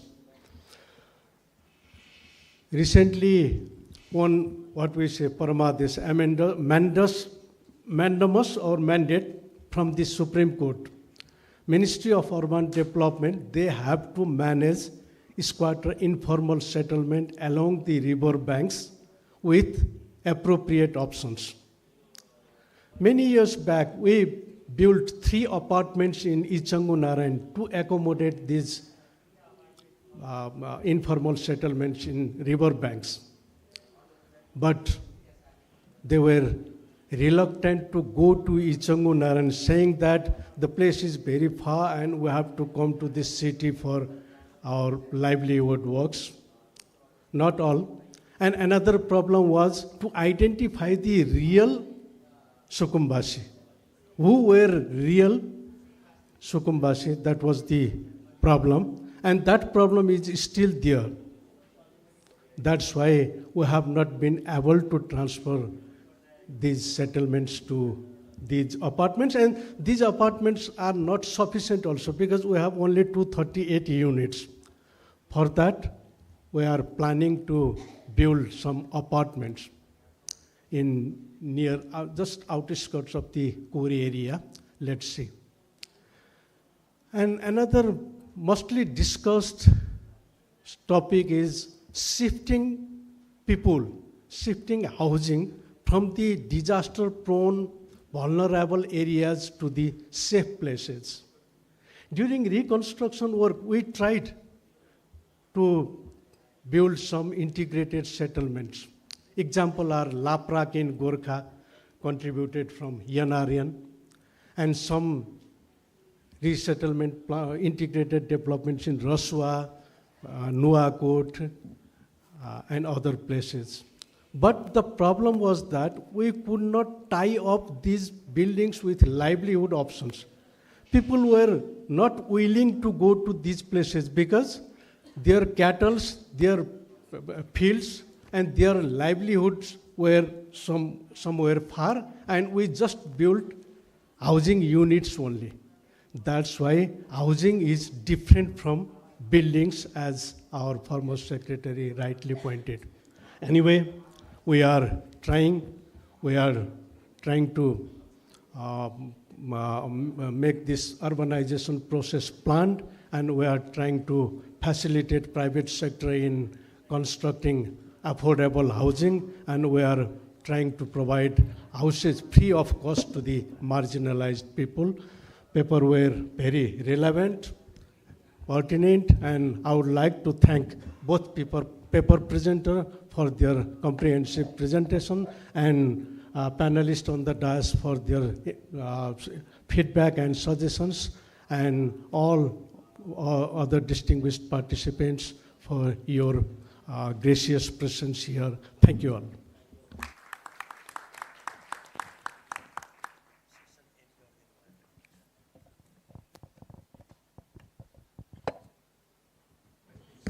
It was a wonderful session. Thank you to all our distinguished speakers, panelists, and our moderator for an insightful discussion on urban development and affordable housing. Your contributions today have illuminated vital areas for growth and innovation in Nepal's infrastructure sector.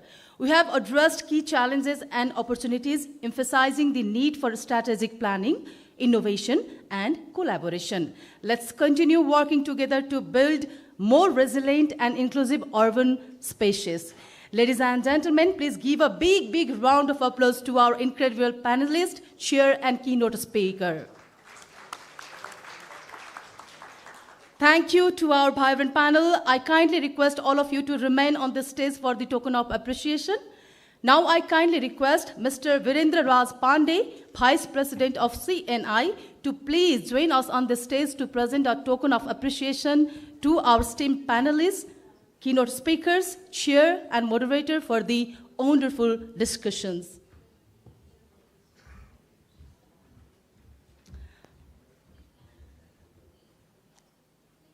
Would like to thank Mr. Maniram Gilal, Secretary, Ministry of Urban Development, Government of Nepal, for chairing this session wonderfully. Thank you so much, sir. Would like to thank architect Kishore Thapa for recorded video in his absence. The token will be handed later. We'd also like to thank our fabulous panelist, Professor Dr. Sangeeta Singh.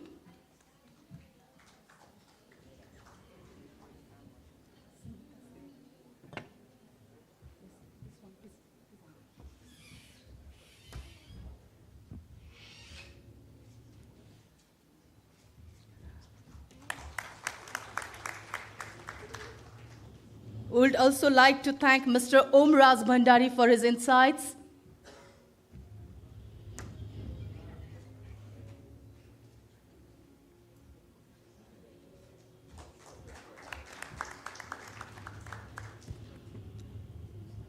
We would also like to thank Mr. Saugata Das Gupta.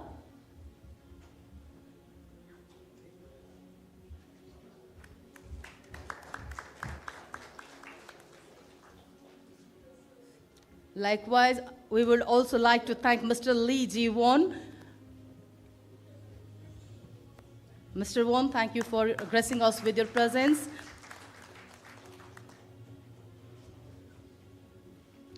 We will also like to thank our moderator, Dr. Jagdish Chandra Pokhrel. Special thanks to him. Although you managed the session promptly, sir, we were unable to present the recorded video presentation of architect Kishore Thapa due to some technical errors at the moment, but you managed so well. Thank you so much.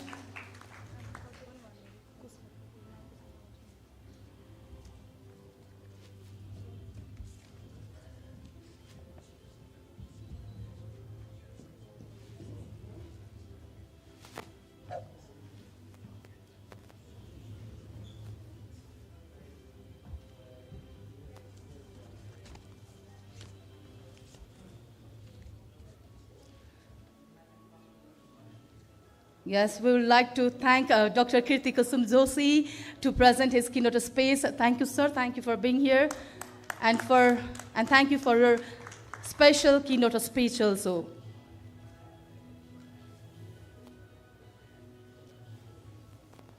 Thank you, Mr. Virendra Raj Pandey, Vice President of CNI, for handovering the token of appreciation to our speakers. I kindly request you all to remain on the stage for a group photo session also.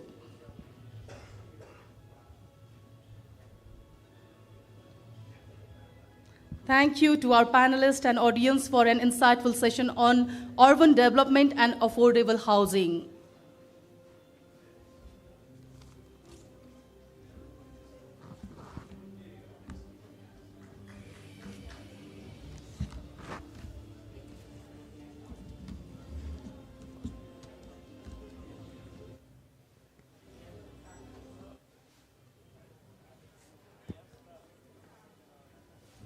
Ladies and gentlemen, we have just concluded the first parallel session. Without any further delay, now we are moving towards our second session, which focuses on transport infrastructure.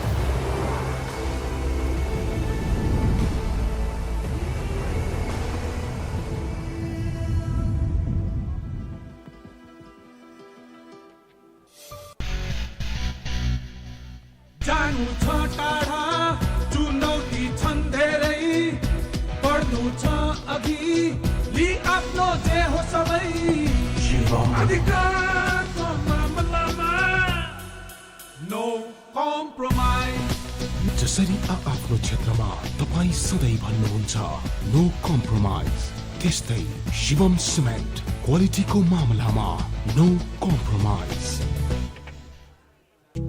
कसैले मुस्कुराएर हेर्नुपर्छ, माया नै बसे जस्तो ठान्छौँ। कसैको पहिरन देख्न साथ यस्तो र उस्तो भन्न थाल्छौँ। हामीलाई धारणा बनाउन त कसले पो रोक्छ र? यसै गरी हाम्रो बारेमा पनि यहाँहरूले केही धारणा बनाउँदै हुनुहुन्छ वा बनाइसक्नु भएको छ भने पनि कृपया पहिला हामी कहाँ आउनुहोस्, त्यसपछि सेवा सुविधा बारे थाहा पाउनुहोस् अनि बल्ल धारणा बनाउनुहोस्। राष्ट्रिय वाणिज्य बैंक, तपाईको आफ्नै bank.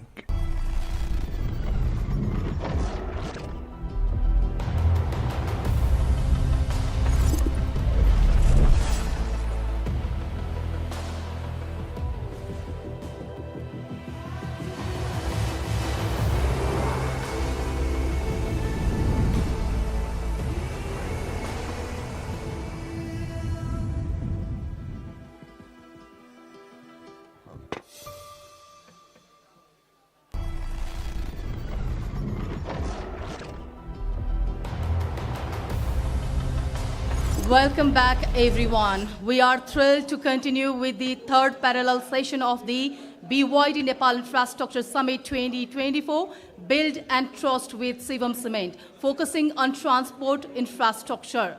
Today, we delve into transport infrastructure in Nepal. We will address a critical aspect of economic development and connectivity. Nepal faces numerous challenges, as we all know in this sector, from inadequate road networks and outdated urban transit systems to limited cross-border connectivity.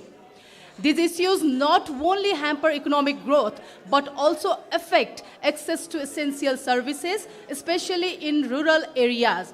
Our goal is to explore innovative solutions, learn from global best practices, and foster collaboration to build a more sustainable and efficient transport network in Nepal. Let's dive into this vital conversation, ladies and gentlemen. To begin, may I invite Professor Dr. Sivaraj Adhikari, Vice Chairman of the National Planning Commission, to the stage to chair this session.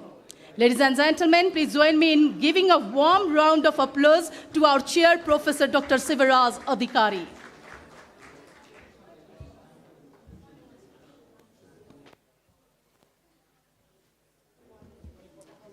Next, we are honored to welcome our keynote speaker, Engineer Arjun Jung Thapa, former Secretary of the Government of Nepal.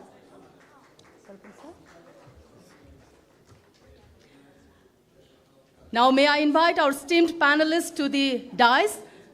Engineer Kamal Pandey, Transport Infrastructure Expert.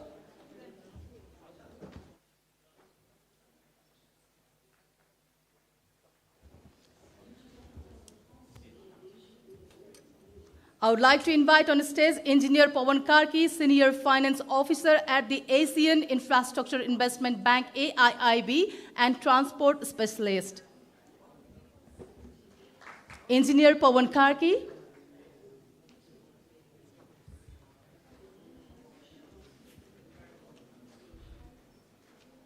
Let me know if he is here with us or not.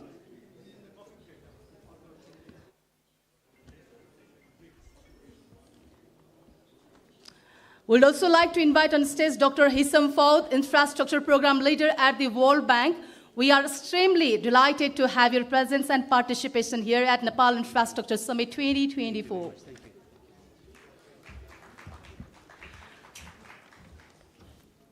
May I please also invite Mr. Ashish Gajurel, Transport Infrastructure Expert, as a panelist.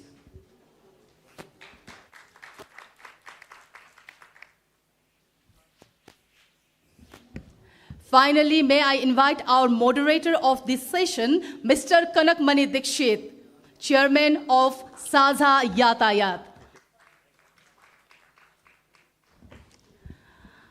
Mr. Dikshit, please manage your time using the timer in front of you.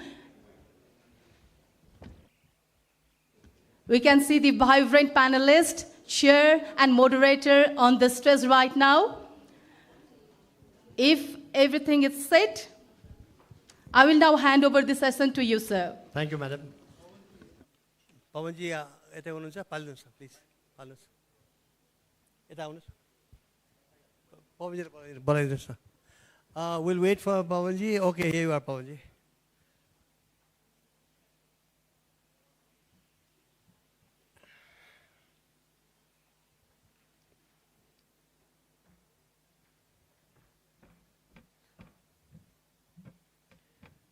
Thank you and welcome to the panelists and the audience. आज हाम्रो topic चाहिँ नि अब transport पूर्वाधार छ हैन हामीसित सचिवज्यू अर्जुनजङ थापाज्यूको चाहिँ नि presentation छ त्यसपछि चार जनाको चाहिँ नि डिस्कसन्सको रूपमा या प्यानल्सको रूपमा चार जना हुनुहुन्छ समय थोरै छ र हाम्रो प्यानलिस्ट माथि नै एक खालको अन्याय छ किनभनेदेखि यसरी ल्याउनु र चाहिँ नि 10-12 मिनेटमा कुरा सक्नु भन्नु चाहिँ नि अन्यायपूर्ण नै हुन्छ तर म चाहिँ नि अहिले रुल्स अफ द गेम अहिले नै भनिदिइहालौँ अर्जुनजीले 12 मिनेट जतिमा आफ्नो प्रेजेन्टेसन गरिदिनु होला अनि each of the presenters if you could limit yourself the panelists to 8 minutes to 10 minutes अनि the topic is so vast everything from infrastructure logistics to public transport. So there's no way that we can be on the same page in terms of topic. So मैले विचार गरेको I will ask each of the panelists to speak on the topic that energizes them vis-a-vis transport. That's the only directive I would give you. Then after that we'll pick it up from there and we'll have cross questions if required. Anything from the audience, if there is a important issue somebody in the audience wants to raise, they can raise their hand. So that's the way. अब हाम्रो chairman साहबको अनुमति हामी चाहिँ नि सुरु गरौँ म यति मात्रै सुरुमा एउटा कुरा चाहिँ भन्न चाहे यो infrastructure and Nepal's geography tends to be sometimes in antithesis. हामीलाई एकदम विकास देखाउनलाई पनि इन्फ्रास्ट्रक्चर चाहिएको छ तर कतिपय इन्फ्रास्ट्रक्चर चाहिँ नचाहिने ठाउँमा पनि बनेको पनि देखिन्छ र इन्फ्रास्ट्रक्चरको कुरा गर्दाखेरि जनमानसको कुरा कम हुन्छ पोरिङ कङ्क्रिटको कुरा बढी हुन्छ मलाई लागेको चाहिँ नि सो I can say this much as my bias as the moderator of this discussion that I hope we will put the public first when we talk about infrastructure. Some may think that is a natural thing to do, but often I find in Nepal it is infrastructure that drags the public rather than the public's need that drags infrastructure ahead. And now we have got so many challenges in front of us. The public's demand, but I would like to only mention one extra point that should go to the world from Nepal, the issue of permafrost melting. Probably what happened in Melamchi, when we're building all these infrastructures and we don't even know the processes that are changing in the world of the Anthropocene. Should we be worried about that or not? These are my initial comments. I will not take any more of your time. Arjun Jang Thapaji, I think you'd want to go up to the lectern.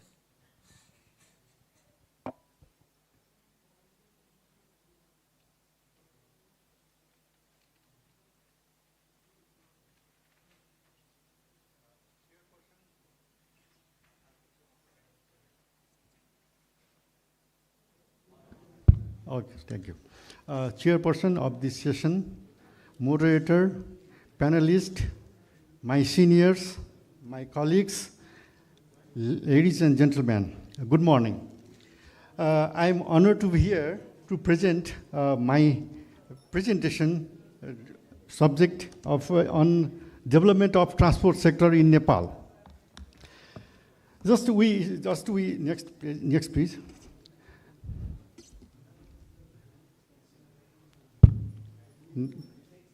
Next. Just we start to talk about the transportation in Nepal. Railways were there in Nepal about 100 years ago. And 2 ropeways were there in Nepal, linking Thankot to Dorsing and Lainchor to Halchok in Kathmandu. those ropeways were constructed in 1927. And similarly, and there were only 376 kilometers of roads in Nepal in 1951, when democracy was restored in Nepal, or established in Nepal. Only we started from 376 kilometers of roadways in Nepal. And if we see this graph, this says that in 1951, we had only 376 kilometers, and now we reached about 83,000 kilometers of roads. And there are around 14,000 kilometers of highways and around 64,000 kilometers of rural roads in Nepal. And these are local roads mainly. 64,000 kilometers of roads are local roads, and 14,000 kilometers are the highways. And if we see this graph, and there were only one airport in Nepal in 1951. That was with grass runway. Gauchar Airport. And now we have 3 international airports and 2 hub airports, mainly Biratnagar and Nepalganj. And there are 37 paved runway airports in Nepal, and around 13 unpaved airports. Including all these airports, there are altogether 55 airports in Nepal. And regarding railways, but Birganj Amleganj railway is now closed. The only remained railway is Jayanagar, Janapur, and Bijalpura railway. So. Those railways were narrow gauge railways. Now, with the support of Government of India, the broad gauge railway is there. It is around 52 kilometers from Jayanagar to Bijalpura. Next. And if we talk about the opportunities of this sector, we have opportunity of economic growth with the transport sector. And it will boost trade and tourism, and that will also boost. Yes, sir. Oh, sorry. Oh, no. That will also boost regional connectivity, and so this will also support us to provide social benefits and minimizing the environmental impacts. And safety and efficiency, all these things, these are already given in the souvenir. All these elaborated things are there. So I just go forward because the time is very limited. So regarding the roads, we started planning since 1959 with the support of USA and India. That there was a regional transport organization established with the support of USA and India, and that started the planning of highways in Nepal. And that organization had identified these routes from Dhangadi, from Nepalganj, Bhairava, and Krishnanagar, Birganj, Janapur, and Biratnagar. These north-south corridors were identified by that organization. Only around 400 kilometers of the roads were constructed with this organization. Now we have reached to this. We have started from this, and the changes have gone to this. So we have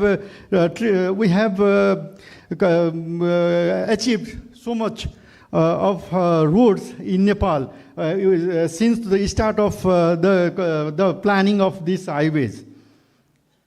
So these are some glimpses of changes from this steam power rail to this one, and from grass runway to this type of runway now. And we have started with the Tribhuvan highway to now this. We have constructed many 4-lane roads and 6-lane roads in the Tarai. And we have different policies, and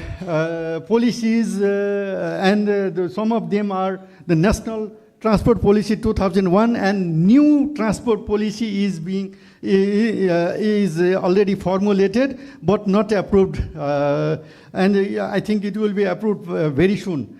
And the goal of, the aim of or objective of this earlier transport policy is to develop a reliable, cost-effective, safe and sustainable transport within the Nepal.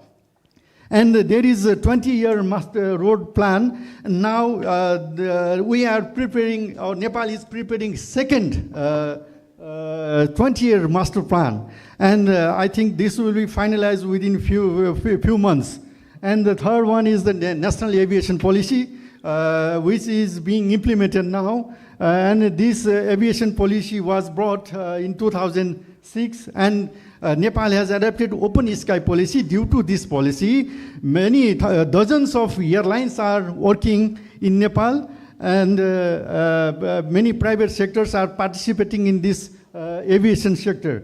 And this national acts on national parks and wildlife conservations have also been I have also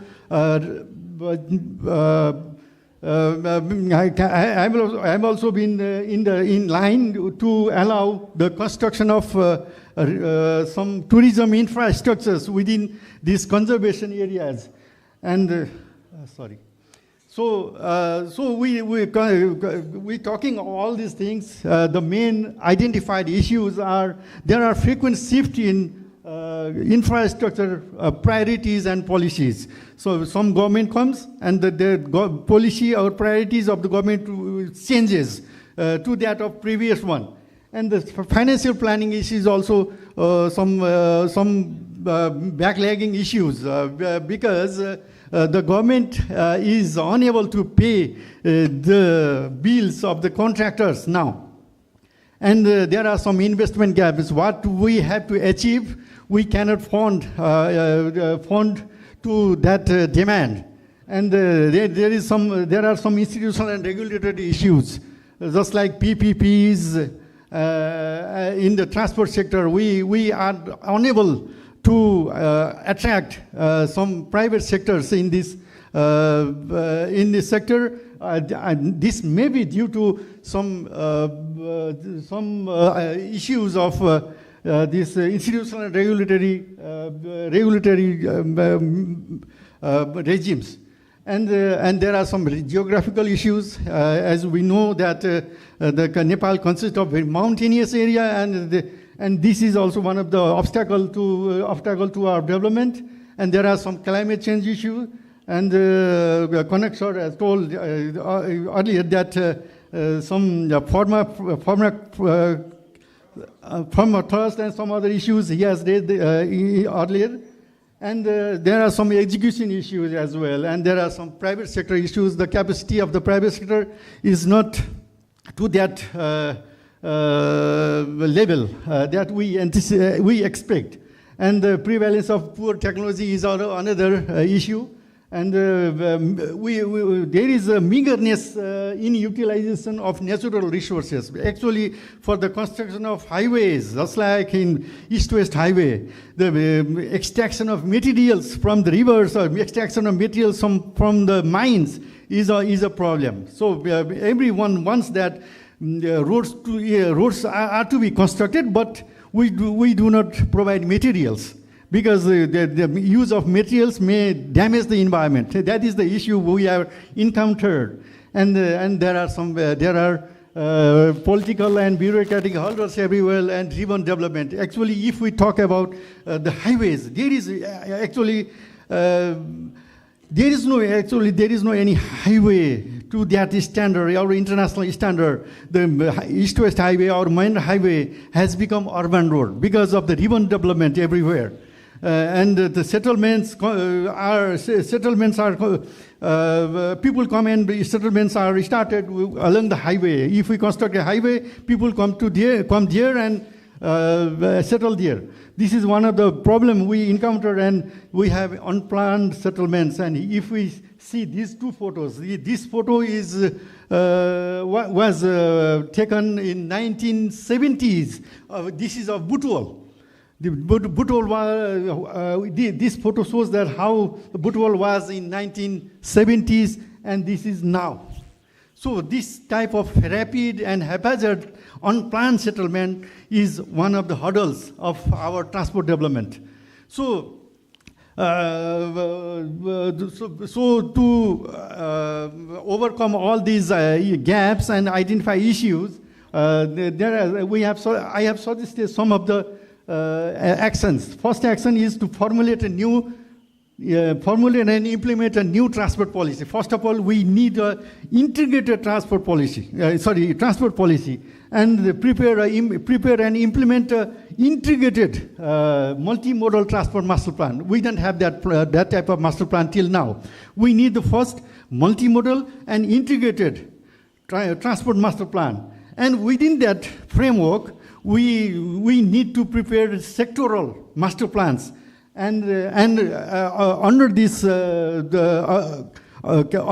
master plans, we need to have prepare and implement priority investment plan, which sector should be prioritized and which need more investment. So this sectoral priority investment plan gives that glance. And we need to adopt sustainable transport policy practices and establish quality standards of each modes of transport. That means if we need railway, then the railway should have the standard. We need to have civil aviation standard. Similarly, in the expressways, similar type of standards should be established in other modes of transport, and adopt appropriate technology in regards to volume of the transport. If the volume of the transport is very less, then why we need to invest more? We need to invest more in such sector which have high volume of traffic. So that means if we consider the Jumla to China border, we need to, the traffic shall be very little, so we need to have a low cost and appropriate technology to be implemented there. But here, just linking Kathmandu to Bergans, this is the main high traffic corridor, so in this corridor, we need to invest more. And the quality and standard of roads should be higher. So in this way, we need to adopt appropriate technology and low-cost technology as well. And we need to establish safety standard for all modes of transport. That means 3,000 people are killed by road transport every year. So we need to minimize the accident rates. And so we need to have some safety standards. And we need to, this is the main theme, that we need to have some public-private partnership because the government has investment gap. So government is not able to invest where the demand is. So we need to have partnership with the public or private. So this public-private partnership is critical here. And some regulatory reforms of infrastructure development is needed. And I have already shown that around 14,000 kilometers of roads, highways are there in Nepal, and only 8,000 kilometers are paved. That means around 6,000 kilometers are yet to be paved. That means which are not paved. So within this 2030 or 5 or 6 years, we need to pave all these 6,000 kilometers of the road. So we need to upgrade around 2,700 kilometers of road to DBST standard when it's low standard roads. And we need to upgrade around 2,700 kilometers of highways.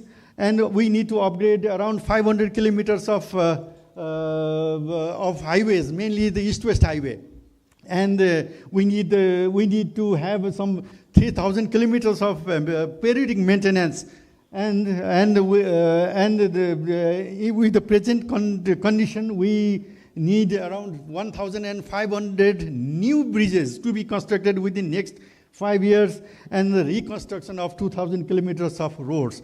So if we have to achieve all these things, the private sector will have much more opportunity to participate, to develop all these highways in the coming next 5 years.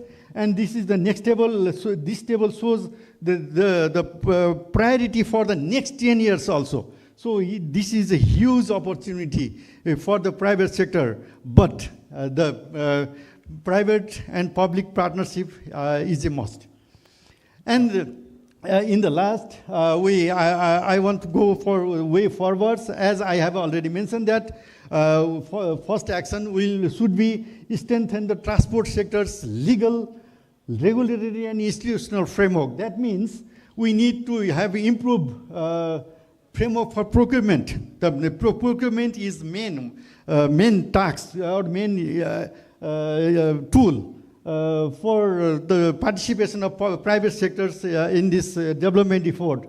So this procurement regulation should have established how to be this PPP could be established in Nepal. This is the first one, and there should be some provision of viability gap funding. If some projects are not too that attractive, the government need to support them to have to make it attractive to the private sector. So this viability gap funding and hybrid annuity model is practiced in India. It is successful in India.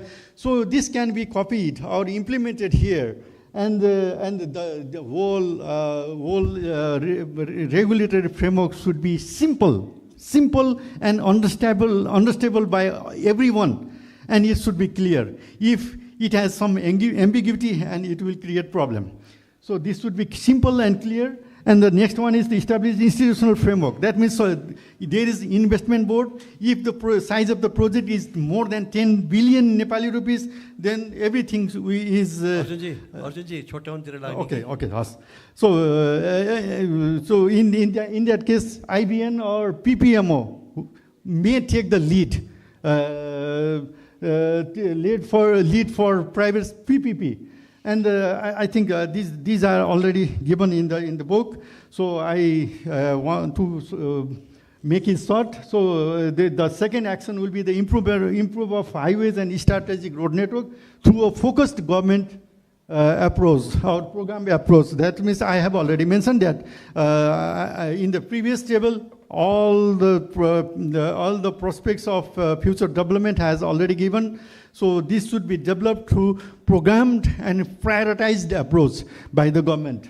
Next third action is strengthen the civil aviation sector. That means there is only one regulatory as well as implementing body in Nepal, the Civil Aviation Authority of Nepal can, and this should be separated. That means the operation company and regulatory body should be separated so that the international organization will recognize it, and this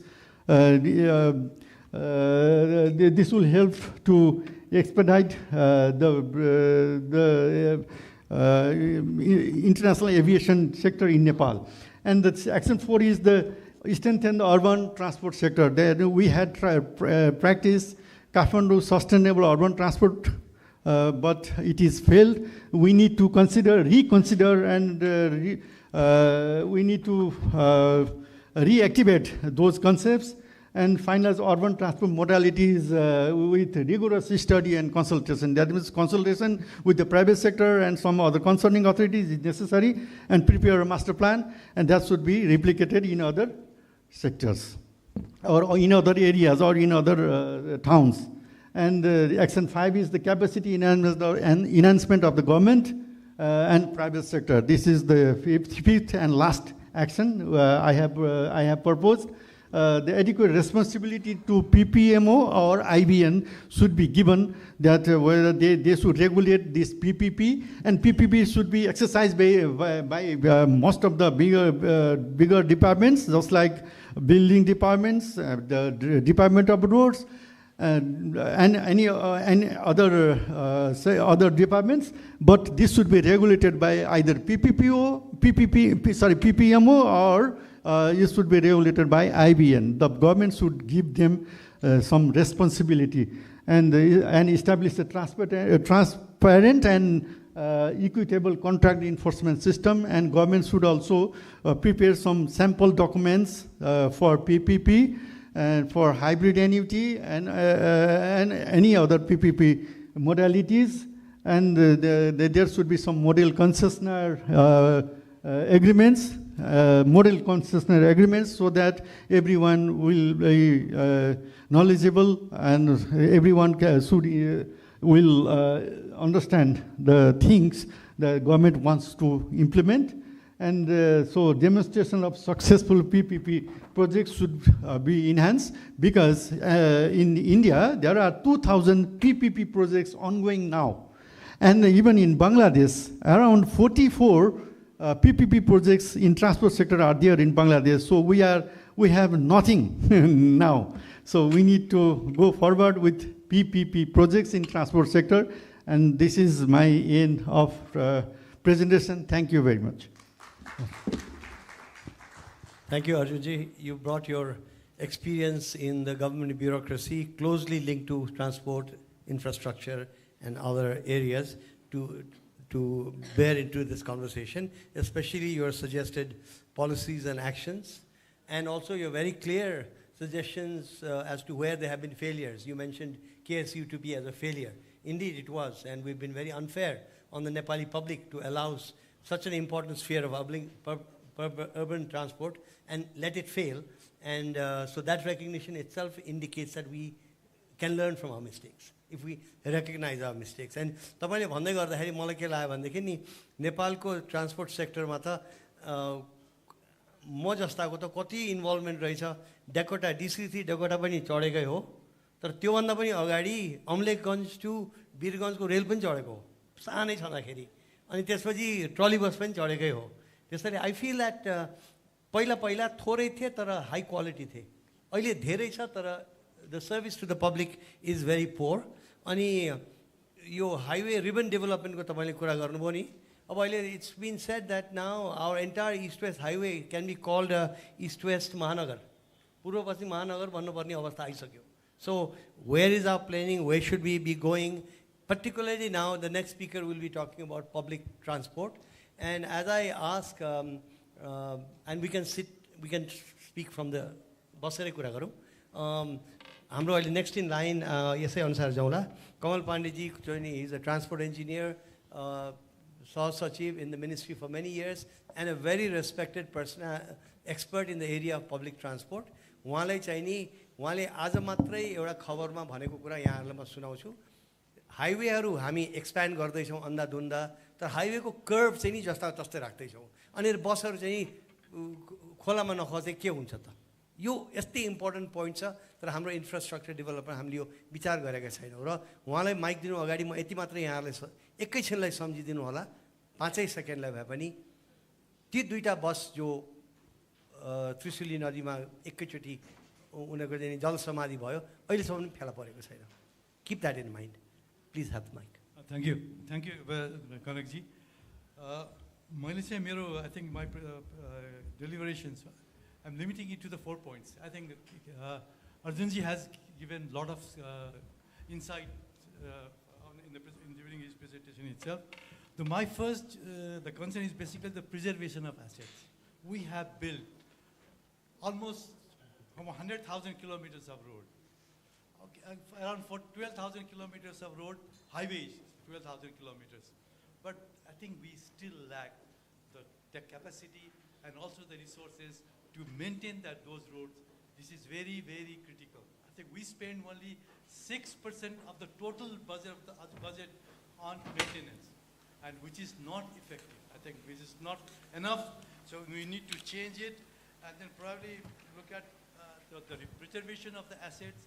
We have not been, although we've been trying to carry out, have a road asset management system itself, but we are lagging on that part, completely lagging on the part. I think we should more focus on road asset management and try to bring the road at least in a good and fair conditions. So not falling into the bad condition. Otherwise, what we have been doing is we build the road after 5-6 years, we again go and rehabilitate the road, same road. So which is very, very costly, almost 6 to 10 times. So this is the first point, I think, my deliberation. The second point I would like to focus is basically functional highways. The government has designated 80 highways as a national highways. So where is the functionality? We have, if you look at the traffic level, we have those highways from 10 vehicles a day to 15,000 vehicles a day. We have the highest on now Mughling road. So where is the functionality? Although we try to define it in terms of the core road network, but still, so we need to come up very, very strongly that beyond this political or the administrative classification, we should try to come up with a functional highway where there is a speed and efficiency means something to the travelers. So this is my second point. So I think we should be looking for the more defining our highways in terms of the functional. And my third point is basically the safeguarding against the environmental and also the climate resilience and also the road safety. So this is a major concern for us. I think if we look at it, we are losing. If you look at the data, how many? 2,000, how many? 59,000 or 60,000 vehicle crash every year, or more than that. And then 2,000 to 4,000 people dying every day. So what is the impact on that? This impact is people are reluctant to come to Nepal because there is a high level of accidents, high incidence of road crashes. We should try to improve the situation itself. We have been trying to get at least the law, road safety law, and the road safety policy, but nothing has been done so far. I think we should more on the private sector also should come up very strongly. Otherwise, we will not be getting those private investment, foreign private investment here, and also the tourism. The tourism is the mostly affected part of this because of the road accidents, road crashes. So we need to improve the situation. I think this is what I think I call the third point, deliberations. And then the last point is basically now, as Kanakji mentioned earlier also, what we have gained. Over the last 10 years, we have been widening the roads. We have been widening the roads over the last 10 years. What we have gained? We have gained those lost hours of travel only. Because it was the 50 kilometer design speed, we have widened still a 50 kilometer design speed. Because of the increased level of the vehicle, we have constant on the travel. So it becomes 1 hour to 2 hours, 3 hours. Now we have gained those lost hours. But where is the efficiency? We have not gone beyond the efficiency itself, where this investment forum calls for strategic investments. I think we should be looking more on the strategic investment, that those lost hours we have gained, but where is the efficiency? In order to bring those efficiency itself, I think we need to work hard. We need to come up, identify, probably this is high time now that the government also review the whole investment in the transport sector and come up with a very strategic decision on the strategic investment in the road sector, making it more efficiency, bringing efficiency. So these are the 4 points I think for the thoughts I think presenting to this session. That's thank great. you. Very succinct and very important points you've made in all of 5 minutes. I thank you. 6% मात्रै हाम्रो road maintenance मा जान्छ भनेपछि what is it that your suggestion be? What percentage should we get to? I'll take some of your time to ask you questions. I think it should be around 12 to 15%. 12 to 15% is the maintenance, but that has to be a planned maintenance, not the responsive maintenance. We should try to come up with a plan. That's one question. Thank you. And the other one is regarding road safety. Would you also mention something in relation to what is the economic loss of road traffic accidents? It's not only the loss to the particular family, the loss of life, the loss of limb. There must be a larger economic impact in our community. Is around 1.2 percentage of the GDP. Which is 1.2 cost from the loss from exactly. accidents. Even that is the direct loss. Yes. And in terms of the tourism potential and other things itself, the loss is even higher. And here, even though we are talking mostly, you are mostly a road engineer, but we only tend to think about how tourism is impacted because of aircraft accidents. But what you said is true about road accidents, because if I am coming to Nepal, I will Google Nepal. And when I'll see that there is a bus fallen into the Marsyangdi on the way to Pokhara, that will impact tourism. Okay. And lastly, this idea, no, second last, because I'm using up your time to ask you questions. Thank you very much. Your functional highways, very important concept. I've heard of dysfunctional airports, because there are vanity airports all over Nepal, just grazing fields. Nobody uses them.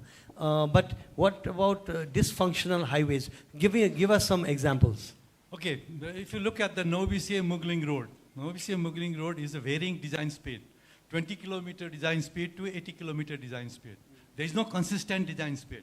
But if you ask the operator, bus operator, they will say, we drive at 80 kilometers per hour. So there is no functionality itself that the particular highway, this design speed is this. So we have nothing. We have the Mugling Narayan Ghat, we have a design speed of 50 kilometers. Although people are overspeeding it on their own risk. The risk is involved. So we have to, functionality means that they have a standard curvatures, standard speed. So in order to designate, and then we come up with a strategic investment on those roads, especially by laying. Like fast track is a strategic investment and is also a functional highway. Which is the highway that only has 80 kilometers per hour. You said there were some highways where only 10 vehicles per day. There are a lot of. Out of 80, I think almost 70 highways are all vehicles, less than 50 vehicles a day. And then they are called national highways. Okay. So finally, what about accountability? Like KSUTP was suggested to be a failed project. From that accountability to how come those two buses fell into the Trishuli? Where is our search for accountability? Can we just only have committees after an accident that make suggestions that doesn't hold anyone or institution accountable? My last question. Okay, just to answer your questions, police is doing the speed control, but we have not been able to carry out the speed management. The functional speed management on part of the department, on part of the infrastructure. Because speed management means whether it has impacted, even the road profile, it has a higher impact on the road accidents. Okay? So that's why I would say that we have to look very, very carefully. And then even the accident, because there was an investigation, and the investigation come up with the one solution, like saying that this is all the pyro that is coming from the top. So there could be the factor, it could be that. But there could be some other several factors, whether the vehicle was in a condition or not, whether the vehicle's tires were in condition or not, whether the mind of the driver was in a good condition, whether he has been gone for the medical checkup or not. So these are all has to come up to the public scrutiny. So we have failed to do that. Because this is the public buses, so it has to come to the public scrutiny first, and then Thank you. Thank you, Kamal Pandeyji. Pawan Kargeji is an engineer who has been, by profession, he is actually by discipline, he is a chartered engineer. He spent decades outside the country. Then he was a specialist at the Asian Development Bank. And now, actually, he's with the AIIB, the new kid in the block, so to speak. And he brings in a massive volume of experience from outside Nepal, but of course being completely committed to Nepal. So I give you the mic. Yeah. Thank you very much, Mr. Dixit. So I just have a few points to add to what was said, but maybe giving examples of, other countries. So the first point is we talked about, formulating a road strategy, transport strategy. Just to give you an example, in Pakistan, we did, when I was still with the Asian Development Bank, it took 5 years to establish a proper road strategy, transport strategy. And the result we could see is, for example, E35 in Pakistan is one of the best highways I've seen in South Asia. So it has an effect. But there are other documents in the upstream, cycle of the project where we need to be more pedantic. For example, the specifications for construction, does it really allow the constructors to build a climate resilient infrastructure, a disaster proof infrastructure? To give you another example, in Uzbekistan, because from 2024, the Russians have taken the copyright, so in all CIS countries, we came up with 20 codes and standards that were different than the SNP and GHOST to make it more climate resilient. And as we spoke yesterday, the definition of sustainability and resilience changes with time. So this is very important, but also important is the fact that all MDBs, World Bank, Asian Development Bank, and now at AIIB, the knowledge solutions is very important, knowledge products. The institutional capacity has not been very successful globally. So helping the client, working together with all MDBs and showing the knowledge solutions is important. My second point is the financial modalities. I think it's time that we capture and we capitalize on the different kind of modalities that are available. To give you an example, in Central Asia, in Kazakhstan, we developed a system called a performance guarantee to help the local industry, local contractors build up their capacities. So this is another example. And you can see examples in neighboring countries. As, let's say, as poor as Nepal, Laos, Cambodia, Bangladesh, they have very innovative kind of financing and take the capture the possibilities that are available. So the more you keep the projects not done, or as they say in risk management, doing nothing is another big risk. So many projects, there was said yesterday that there was a project linking Kathmandu Valley, but it was not done. It was X amount of money. Then now it's multiplied into gigantic proportions and not done. So there are many infrastructures like these that have to be in time so that the benefits are not lost. My third point is, again, a question: are we doing enough in the upstream? Are we doing enough due diligence?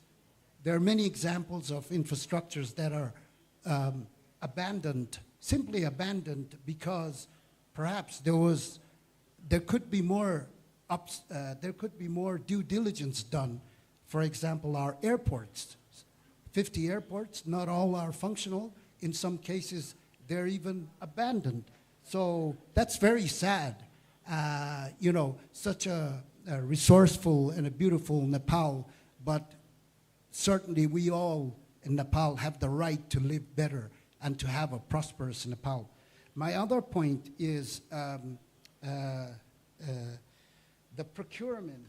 The procurement definitely needs to change, as Mr. Pandey said. we have in MDBs now is what you call sustainable procurement. If you want good doctor, you pay more. If you want good roads, good infrastructure, you bring in good contractors.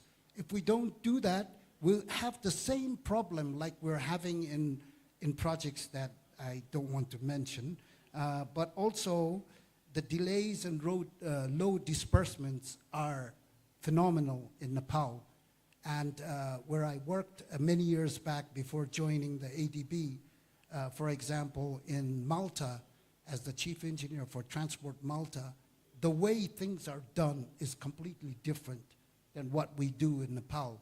So we need to make this change in the implementation. Could you explain how do they do things different in Malta than the way they do it here?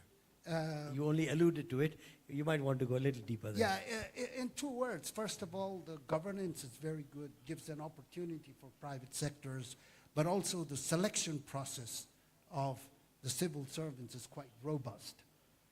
And there is other incentives. So we need to make this change. You know, we cannot carry on with the old system. Another very important fact is the regional connectivity.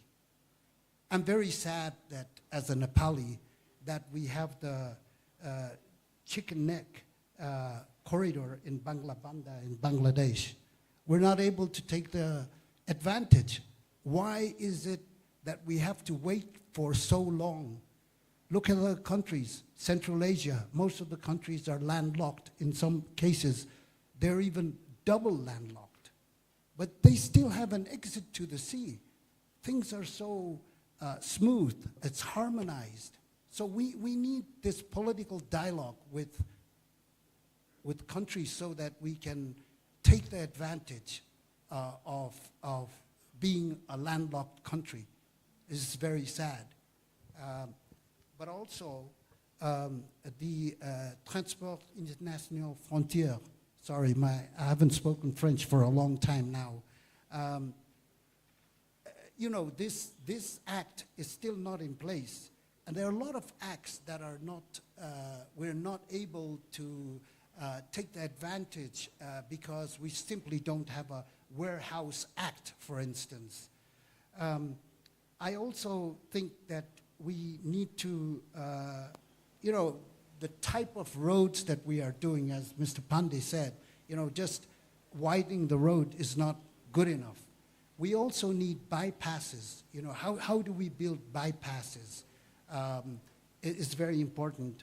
And we have to have very innovative roads, not just widening and new traffic signs. We need the intelligent transport systems in place.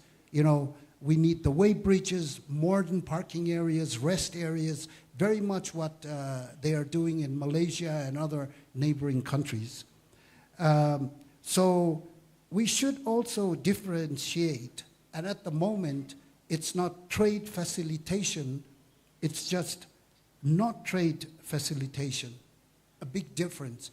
You look in other countries, the concepts of the, you know, border crossing points, Georgia and Turkey, for example, even being at war, Armenia and Azerbaijan, still the Azeris and the Turks are thinking of giving access to Armenia. So why are we not able to capitalize on this? Private sector, is Nepal ready to accept private sector huge investment?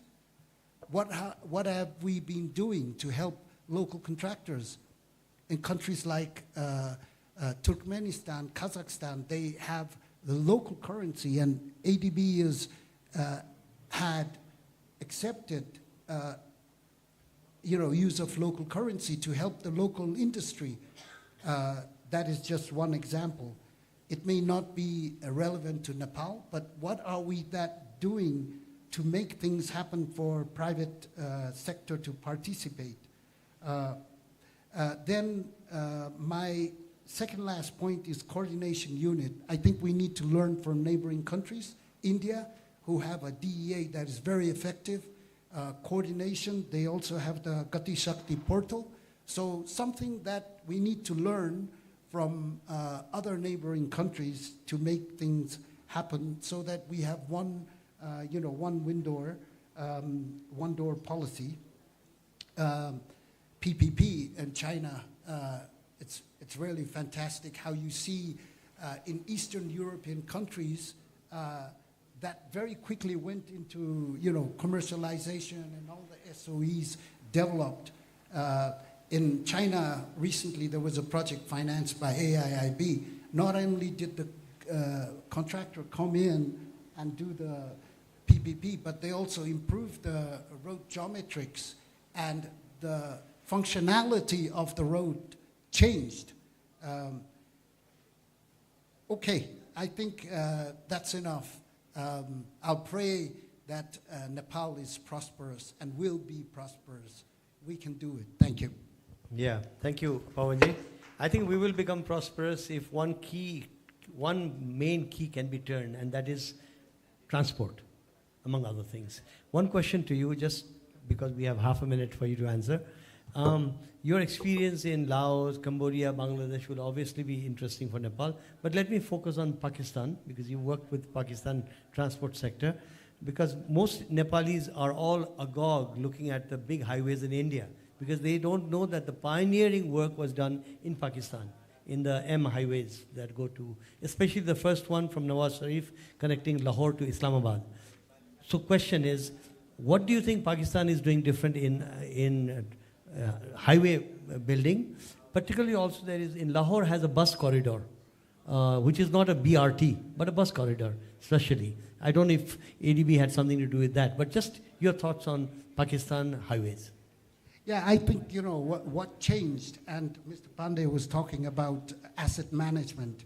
So NHA Pakistan drastically changed. That's the National Highway Authority. Yes, of Pakistan. They drastically changed, and asset management, maintenance strategies became better. I think this was one of the biggest reasons to have the highways better designed and better maintained. But also they had a very strong leadership. The Prime Minister himself Nawaz Sharif was very much into construction, and especially the road safety. We have a road safety council in Nepal, right? But is it active? Is there a strong leadership? In Korea, Malaysia, they had the same problem in the 70s, but they had a strong leadership that solved the problem. So this is very important, and the determination of the civil servants. Thank you. Road Safety Council छ नेपालमा पवनजी, तर त्यहाँबाट अलिक बढी गनगन मात्रै सुनिन्छ कि कानुन भएन भनेर, त्योभन्दा बढी कुरा चाहिँ नि आइरहेको छैन. Hisham Fouad is born in Egypt. He's been in Nepal for 2 years, and his area of work in the World Bank here in Nepal is infrastructure program leader. So I think he's got a very interesting perspective to look at all that we've talked about thus far, and further what his own recommendations might be. So about 8 minutes, sir. Such an honor and a pleasure to be in the company of an esteemed panel, and as well as the esteemed guest. Thank you very much. The World Bank is a strong friend and partner to Nepal in its undertaking for this, in its road to development for the past 50 years or so. And along this journey, Nepal accomplished a lot. I think Arjun sir provided a detailed description of the progress of the road sector and transportation and so on. However, we're all here because we need to do more, all of us, including development partners like AIE, ADB, World Bank, and so on. And we see a lot of potential and a lot of room to grow, a lot of capacity to do more, especially in this day and age when we are in the era of artificial intelligence, disruptive technology. The fact that transport is really linked to energy is something that probably we have not talked about yet. And I probably want to bring that into the perspective a little bit. Nepal is blessed with hydropower, a clean source of energy that is abundant, that is there, that can actually fuel not just the usual attributes for energy, but also a huge support for green transportation, green growth when it comes to electric mobility, and so on. This is something that needs a lot of coordination and attention between the different players. When we talk about roads, we need also to talk about Nepal Electric Authority. We need also to talk about the availability of charging stations, any strategic plans to deploy these charging stations across the country and within the city. Nepal is very pioneering when it comes to reducing taxes on electric vehicles. I think we need to see something similar when it comes to public transport, access to green financing. A lot of this is actually at the fingertips of Nepal. We're working with them on transformative carbon asset facility. This is a way of rewarding Nepal on the many green initiative that is undertaking. So it is something extremely important that we need to kind of make sure that is integrated and in our DNA when we start talking about transport and so on. The same thing when we start talking about public transport and the private sector. I think one of the things that we keep forgetting is that the private sector is actually the engine for growth. We were talking about challenges a few minutes ago. We talked about funding, availability of funding. Governments across the world are facing difficulties in providing not just capital for building their infrastructure, but also for maintenance, like Kamal Pandya sir said, and so on. Private sector has a solution, and the effectiveness of the public transport sector is something that the private sector can play and bring in, providing, of course, that the playing field is prepared. One of the things that we've noticed when we come to talking about private sector is the fragmentation of the sector. This is something that we talk a lot with you, Mr. Kanak, sir, about how can we overcome that. The World Bank and other development partners are trying to make sure that to have a robust institutional regulatory setup for the private sector, for the public transport, that will attract private sector operators that will provide a decent, clean, reliable public transport service that will do the paradigm shift currently from people using the two-wheelers and the other small vehicles into the reliance and the reliability of a good, reliable transport sector. Green as well because of all the energy and you have. I'll stop here and maybe we open the door for questions. If you a follow-up to you, Mr. Fuad. I'm glad you decided to focus on public transport because as I said in my initial remarks, in Nepal, including the ministry, it's called Ministry of Transport and Infrastructure, and the money is in roads, whereas the service is in transport. And in transport in Nepal, particularly both urban as well as long-distance transport is essentially run by the private sector. So if we want to keep private sector outside, then we will not have any advancement. And in that sense, let me ask you one question, and then we'll move on to our last speaker, Ashish ji. In public transport in Nepal, you did mention this, we are blessed by nature, that when we charge an electric car or a bus, we're actually using clean energy, whereas in Cairo, or in Delhi, or in Dhaka, or in Lahore, when you charge a bus or a car, you're actually burning coal or diesel to charge that car. Am I right? Well, tell us more about why we are lucky in Nepal. If you look around in the region, and the impact of climate change and the airshed and the pollution, Nepal actually probably has a lot of potential of being a hub for a lot of businesses to come in when you have cities in the neighboring region that people cannot live in because of the dust, because of the crop burning, because of the heat waves.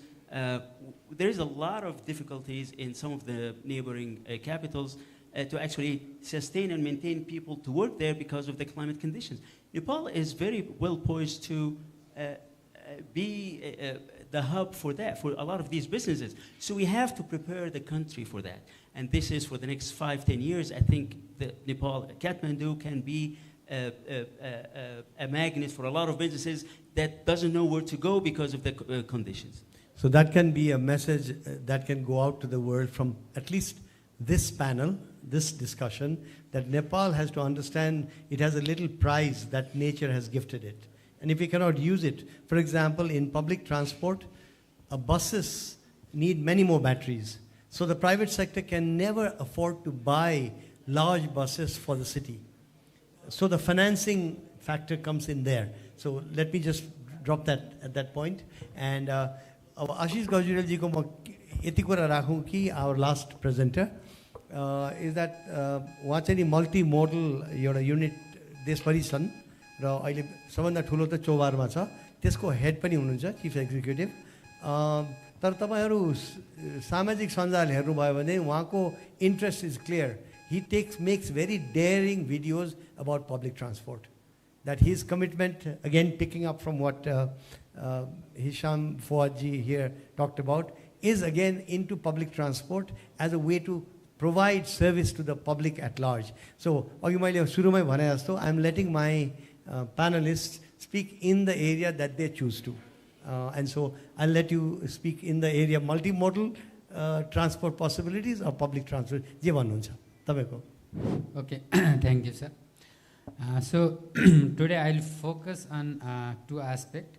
One, private participation in the infrastructure sector, mainly transport sector, and second part, the public transport. So basically, I am now working as Executive Director of Intermodal Transport Development Board. So this is under Ministry of Industry, Commerce and Supplies. And our responsibility includes management of the dry ports in Nepal. And currently we are managing 8 ports and 2 ports are under construction. So all of our ports, they are now operated and managed by private sector. So it's a kind of public-private partnership. So that is that we have implemented in our ports. So basically this is O&M PPP concept. Before few years, some of our ports were operated by the government of Nepal, that is Intermodal Transport Development Board, and few ports were managed and operated by the private sector. But now all ports are under PPP arrangement, and I would like to share our experience. Our experience is that because of the private sector participation, the service level has also gone up, and income to the government of Nepal has also gone up. It's not that we are charging more with the trader and getting more money. So it's a usual rate that is fixed by the government of Nepal. But yes, because of the effectiveness of the private sector, so the service level has gone up, and also our revenue has gone up. So this is the experience that we have in Nepal that we can learn. So every projects are not suitable for PPP, that we need to understand. So for PPP projects, also in the session yesterday, so we heard that if the revenue stream is clear, then these projects can be implemented through PPP concept. So that's we need to understand. And private sector expertise, private sector experience, and private sector finance should be capitalized by the government so that we can make improvement in different sectors, including transportation sectors. So this is the first part that I wanted to cover. And the second part is on the public transportation. So this is my area of interest. And I always say I studied in Germany and I came back to Nepal, and my aim is to develop good transportation system in Nepal. So that is why I am working on that. I am advocating on that. And development in Nepal, when we say transport sector, we only understand the construction of roads. So we have constructed, as Thapa sir also said, so it's more than 80,000 kilometers of road, but none of these roads are safe and comfortable to travel. So this way, so we cannot develop our country. So when we say transport, we need to understand from the perspective of the system. And in this system, public transport is one of the major areas that needs improvement and that needs investment. So we are investing huge money in the infrastructure building, that is road building, that also not safe road, and not investing in public transportation. So that is why we all say our transport system is not good and we are all suffering. So see the current scenario. So there is only tiny investment of government in Saja Yatayat. Other all are financed by the private sector, and the public transport is controlled by the private sector, and investment is also the private sector. And this public transportation we should define as service, but we are defining as a business. So we want to make profit of public transportation, make profit out of public transportation. So the philosophy that we are following in Nepal, so that's the problem or challenges in Nepal. And on the aspect of investment of private sector in the public transportation, so we see we are discussing about metro rail project since 2010. So we are now in 2024. Nothing has happened since then. In 2012, we did detailed feasibility study of 77 kilometers for Kathmandu Valley. After that, we have done nothing. And with the level of investment that we can do and our knowledge, our expertise and way of thinking, I think we have to forget about metro for some years. And also for metro, PPP won't be the suitable solution, that we know from the experience of other countries. So public transport should be implemented or operated through the subsidy of government of Nepal and investment and control of government of Nepal. And there are some initiative taken by the private sector, like they want to invest in BRT, they want to invest in tram system, they want to invest in cable car system, they want to invest in portway system. So these are the different initiatives that I see from the private sector. And what they are saying is that they want to invest and they want to operate and manage, so that will also give them return. So if we cannot assure them return, then government of Nepal should be ready to assure some level of subsidies to improve public transportation in Nepal.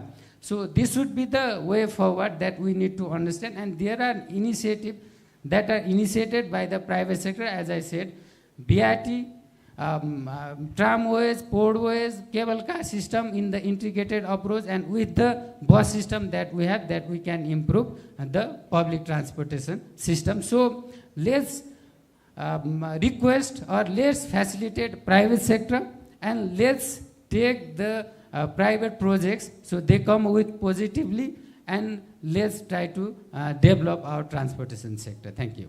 आशिषजी, एउटा कुरा तपाईले miss गर्नुभयो. एउटा कुरा के miss गर्नुभयो मलाई लाग्छ तपाईले त्यो उठाउनुहुन्छ भन्ने ठानेको. अहिले private sector is active in public transport. अहिले काठमाडौँ भ्यालीको मात्रै कुरा गर्ने भए, तर there is no entity to supervise and oversee public transport in the valley, but the government now has put up a pradhikaran, an authority. What do you see and what do you expect from the authority? Because if the valley does not have a proper transportation system, it will kill the spirit of the entire country, because the valley is such an important economic entity of the whole country. So if the valley doesn't have good urban public transport, then that's bad not just for the people of the valley, their health, their economy, their time, it's bad for the whole country. So, you pradhikaranko kura bataidinuhoस्. Okay, thank you, sir, pointing out the good point. So basically, government has already passed the act in before 2 years to establish a public transport authority. So now public transport authority that has been established is like a road safety council. So both are not that active. So what we are expecting, they are not doing that job. So this public transport authority, what I suggest, so it should establish a private public transport company. So under that public transport company, so government should invest, and all the private operators, so they will come under this company. So with the share, so whatever property they have, we evaluate them, and the company will give them the share. And public transport that are running, that will come under this company, and if there is requirement for additional buses, so the company should buy, and that will also come under this company. And public transport should be operated as an integrated approach in terms of integrated planning, integrated route planning, integrated ticketing system, integrated timetable. So if we implement public transport in this concept as an integrated approach, so this will give the result.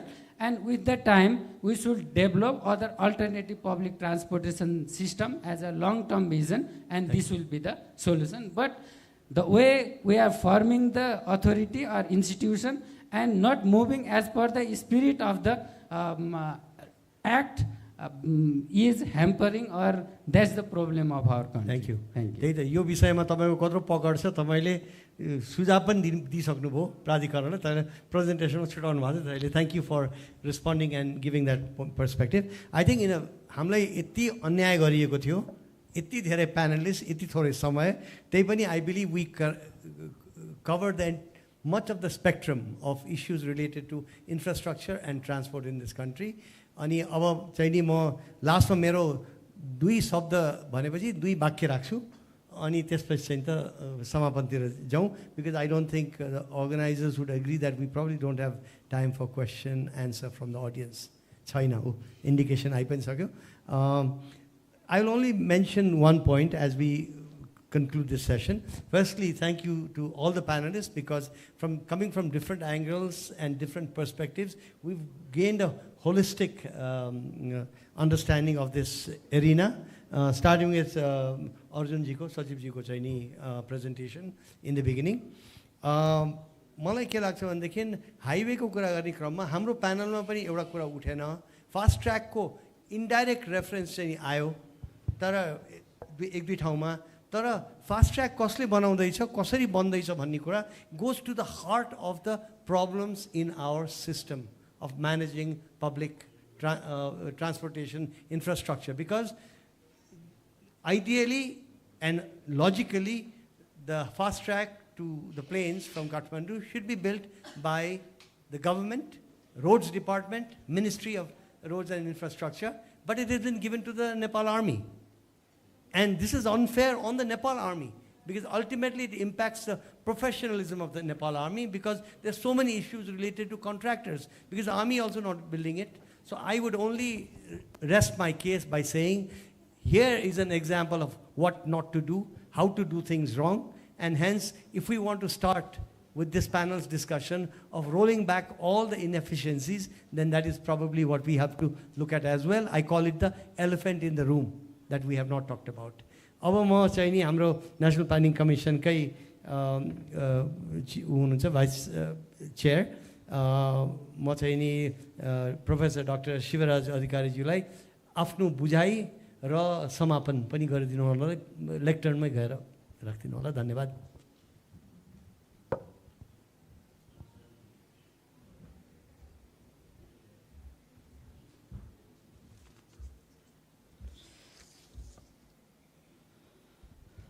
Thank you, moderator. Yeah. Moderators, panelists, all the participants. It is very lively and very good, insightful discussion. Yeah, I enjoy it. Yeah, not only enjoying this, yeah, but also I try to find out what will be the title of this discussion. Yeah, I think yeah, transport infrastructure, what is wrong, what is right, will be the best title of this our discussion, I think. Yeah, we know that transportation infrastructure is one of the most crucial component of national economic social development, and it support formation of social capital as well, not only the infrastructure, but also we need to think about the social capital. Today we have the privilege of hearing from 5 distinguished discussants and moderated by Kanakdai. Yeah, and we dive into the comprehensive examination of challenges and success in the development of transport infrastructure. Yeah, transport infrastructure is the backbone of economic growth, enabling trade, mobility, connectivity.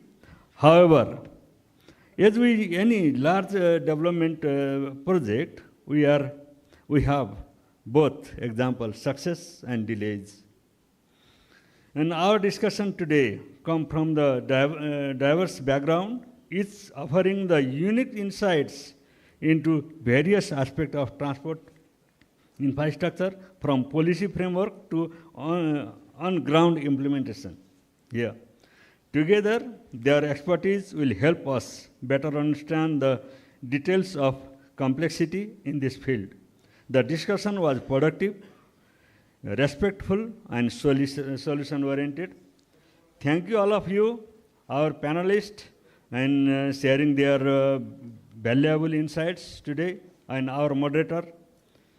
He is steering the discussion very effectively. Thank you for this. And as we have here, transport infrastructure is complex, but is a vital part of our national development. There are certain areas where we have made significant steps. It is also the clear and challenges remains. And whether it is a governance issue, resource management issue, or sustainability issue as well, here we need to think about this. What sounds at today's discussion is that we need more coordinated approach on that and combine innovation, policy reform, and efficient resource allocation to ensure our infrastructure not only serve current need, but also is also the built for the last. Thank you, everyone who participated in this discussion, and to the audience for your engagement. And let us continue to push for positive changes in this sector. I look forward to seeing the ideas shared here translate into the action. Thank you for your attention, and thank you for giving me this opportunity as well.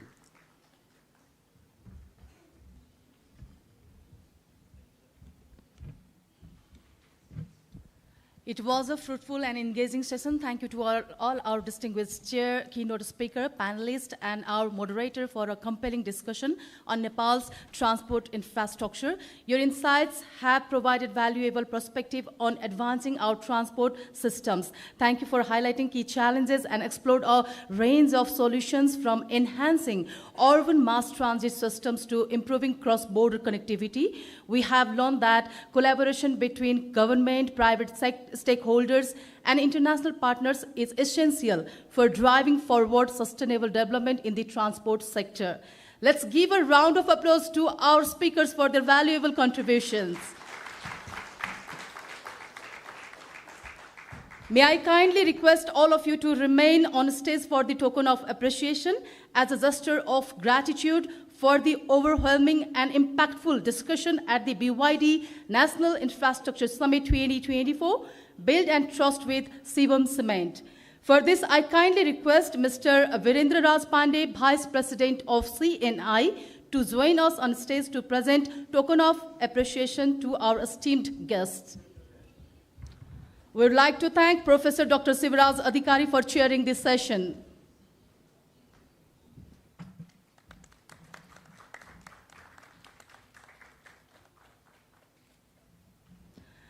We would like to thank Engineer Arjun Jang Thapa for his keynote speech.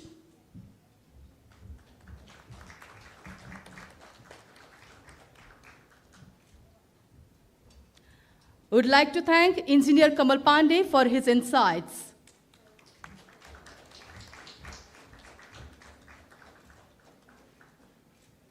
Likewise, we would also like to thank Engineer Pawan Karki for actively participation on this session.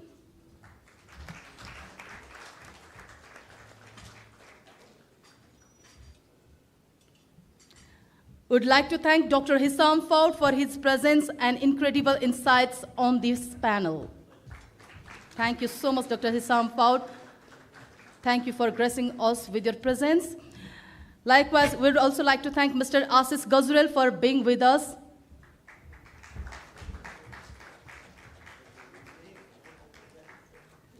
And yes, we would like to thank Mr. Kanak Mani Dikshit for his excellent moderation. Thank you so much, sir. I would like to request all the gentlemen on stage, please remain on stage for a group picture as well.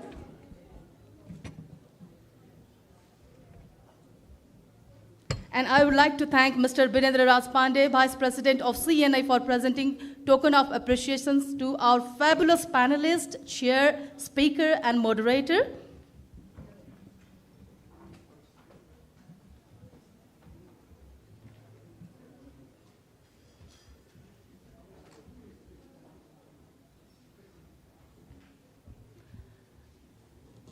Ladies and gentlemen, let me inform you, we have published a souvenir where you can find all the papers presented. The presentations given by our presenters today are just a selection apart from it. We would also like to inform you that copies of the souvenir are available at the stalls. Our humble request to all our participants, please visit our stalls, which is at the Rose Garden, located at the backside of the hotel nearby launch area. Ladies and gentlemen, thank you once again for your participation. We have now concluded this session and will take a lunch break for an hour. We have more powerful and insightful parallel discussions lined up after the lunch break. We look forward to your active participation. And my humble request to all our distinguished guests to kindly join us back in this hall number 2 for another interesting session, which will be start right after the lunch break. धेरै धेरै धन्यवाद सम्पूर्ण अतिथिजनलाई र पुनः यो हल number 2 मा यसपछि खानाको व्यवस्थापन गरेका छौं। खाना खाइसकेपछि कृपया यहाँहरु सम्पूर्णलाई हल भित्र प्रवेश गरिदिनु हुन हामी विनम्र अनुरोध गर्दछौं। धन्यवाद।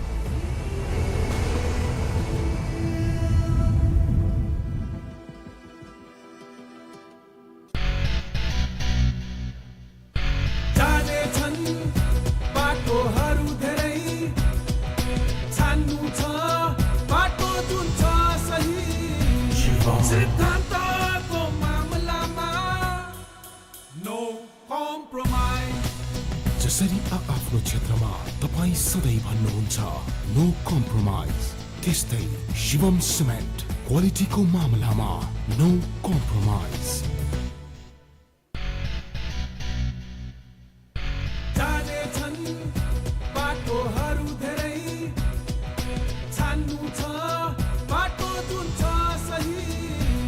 Sit down.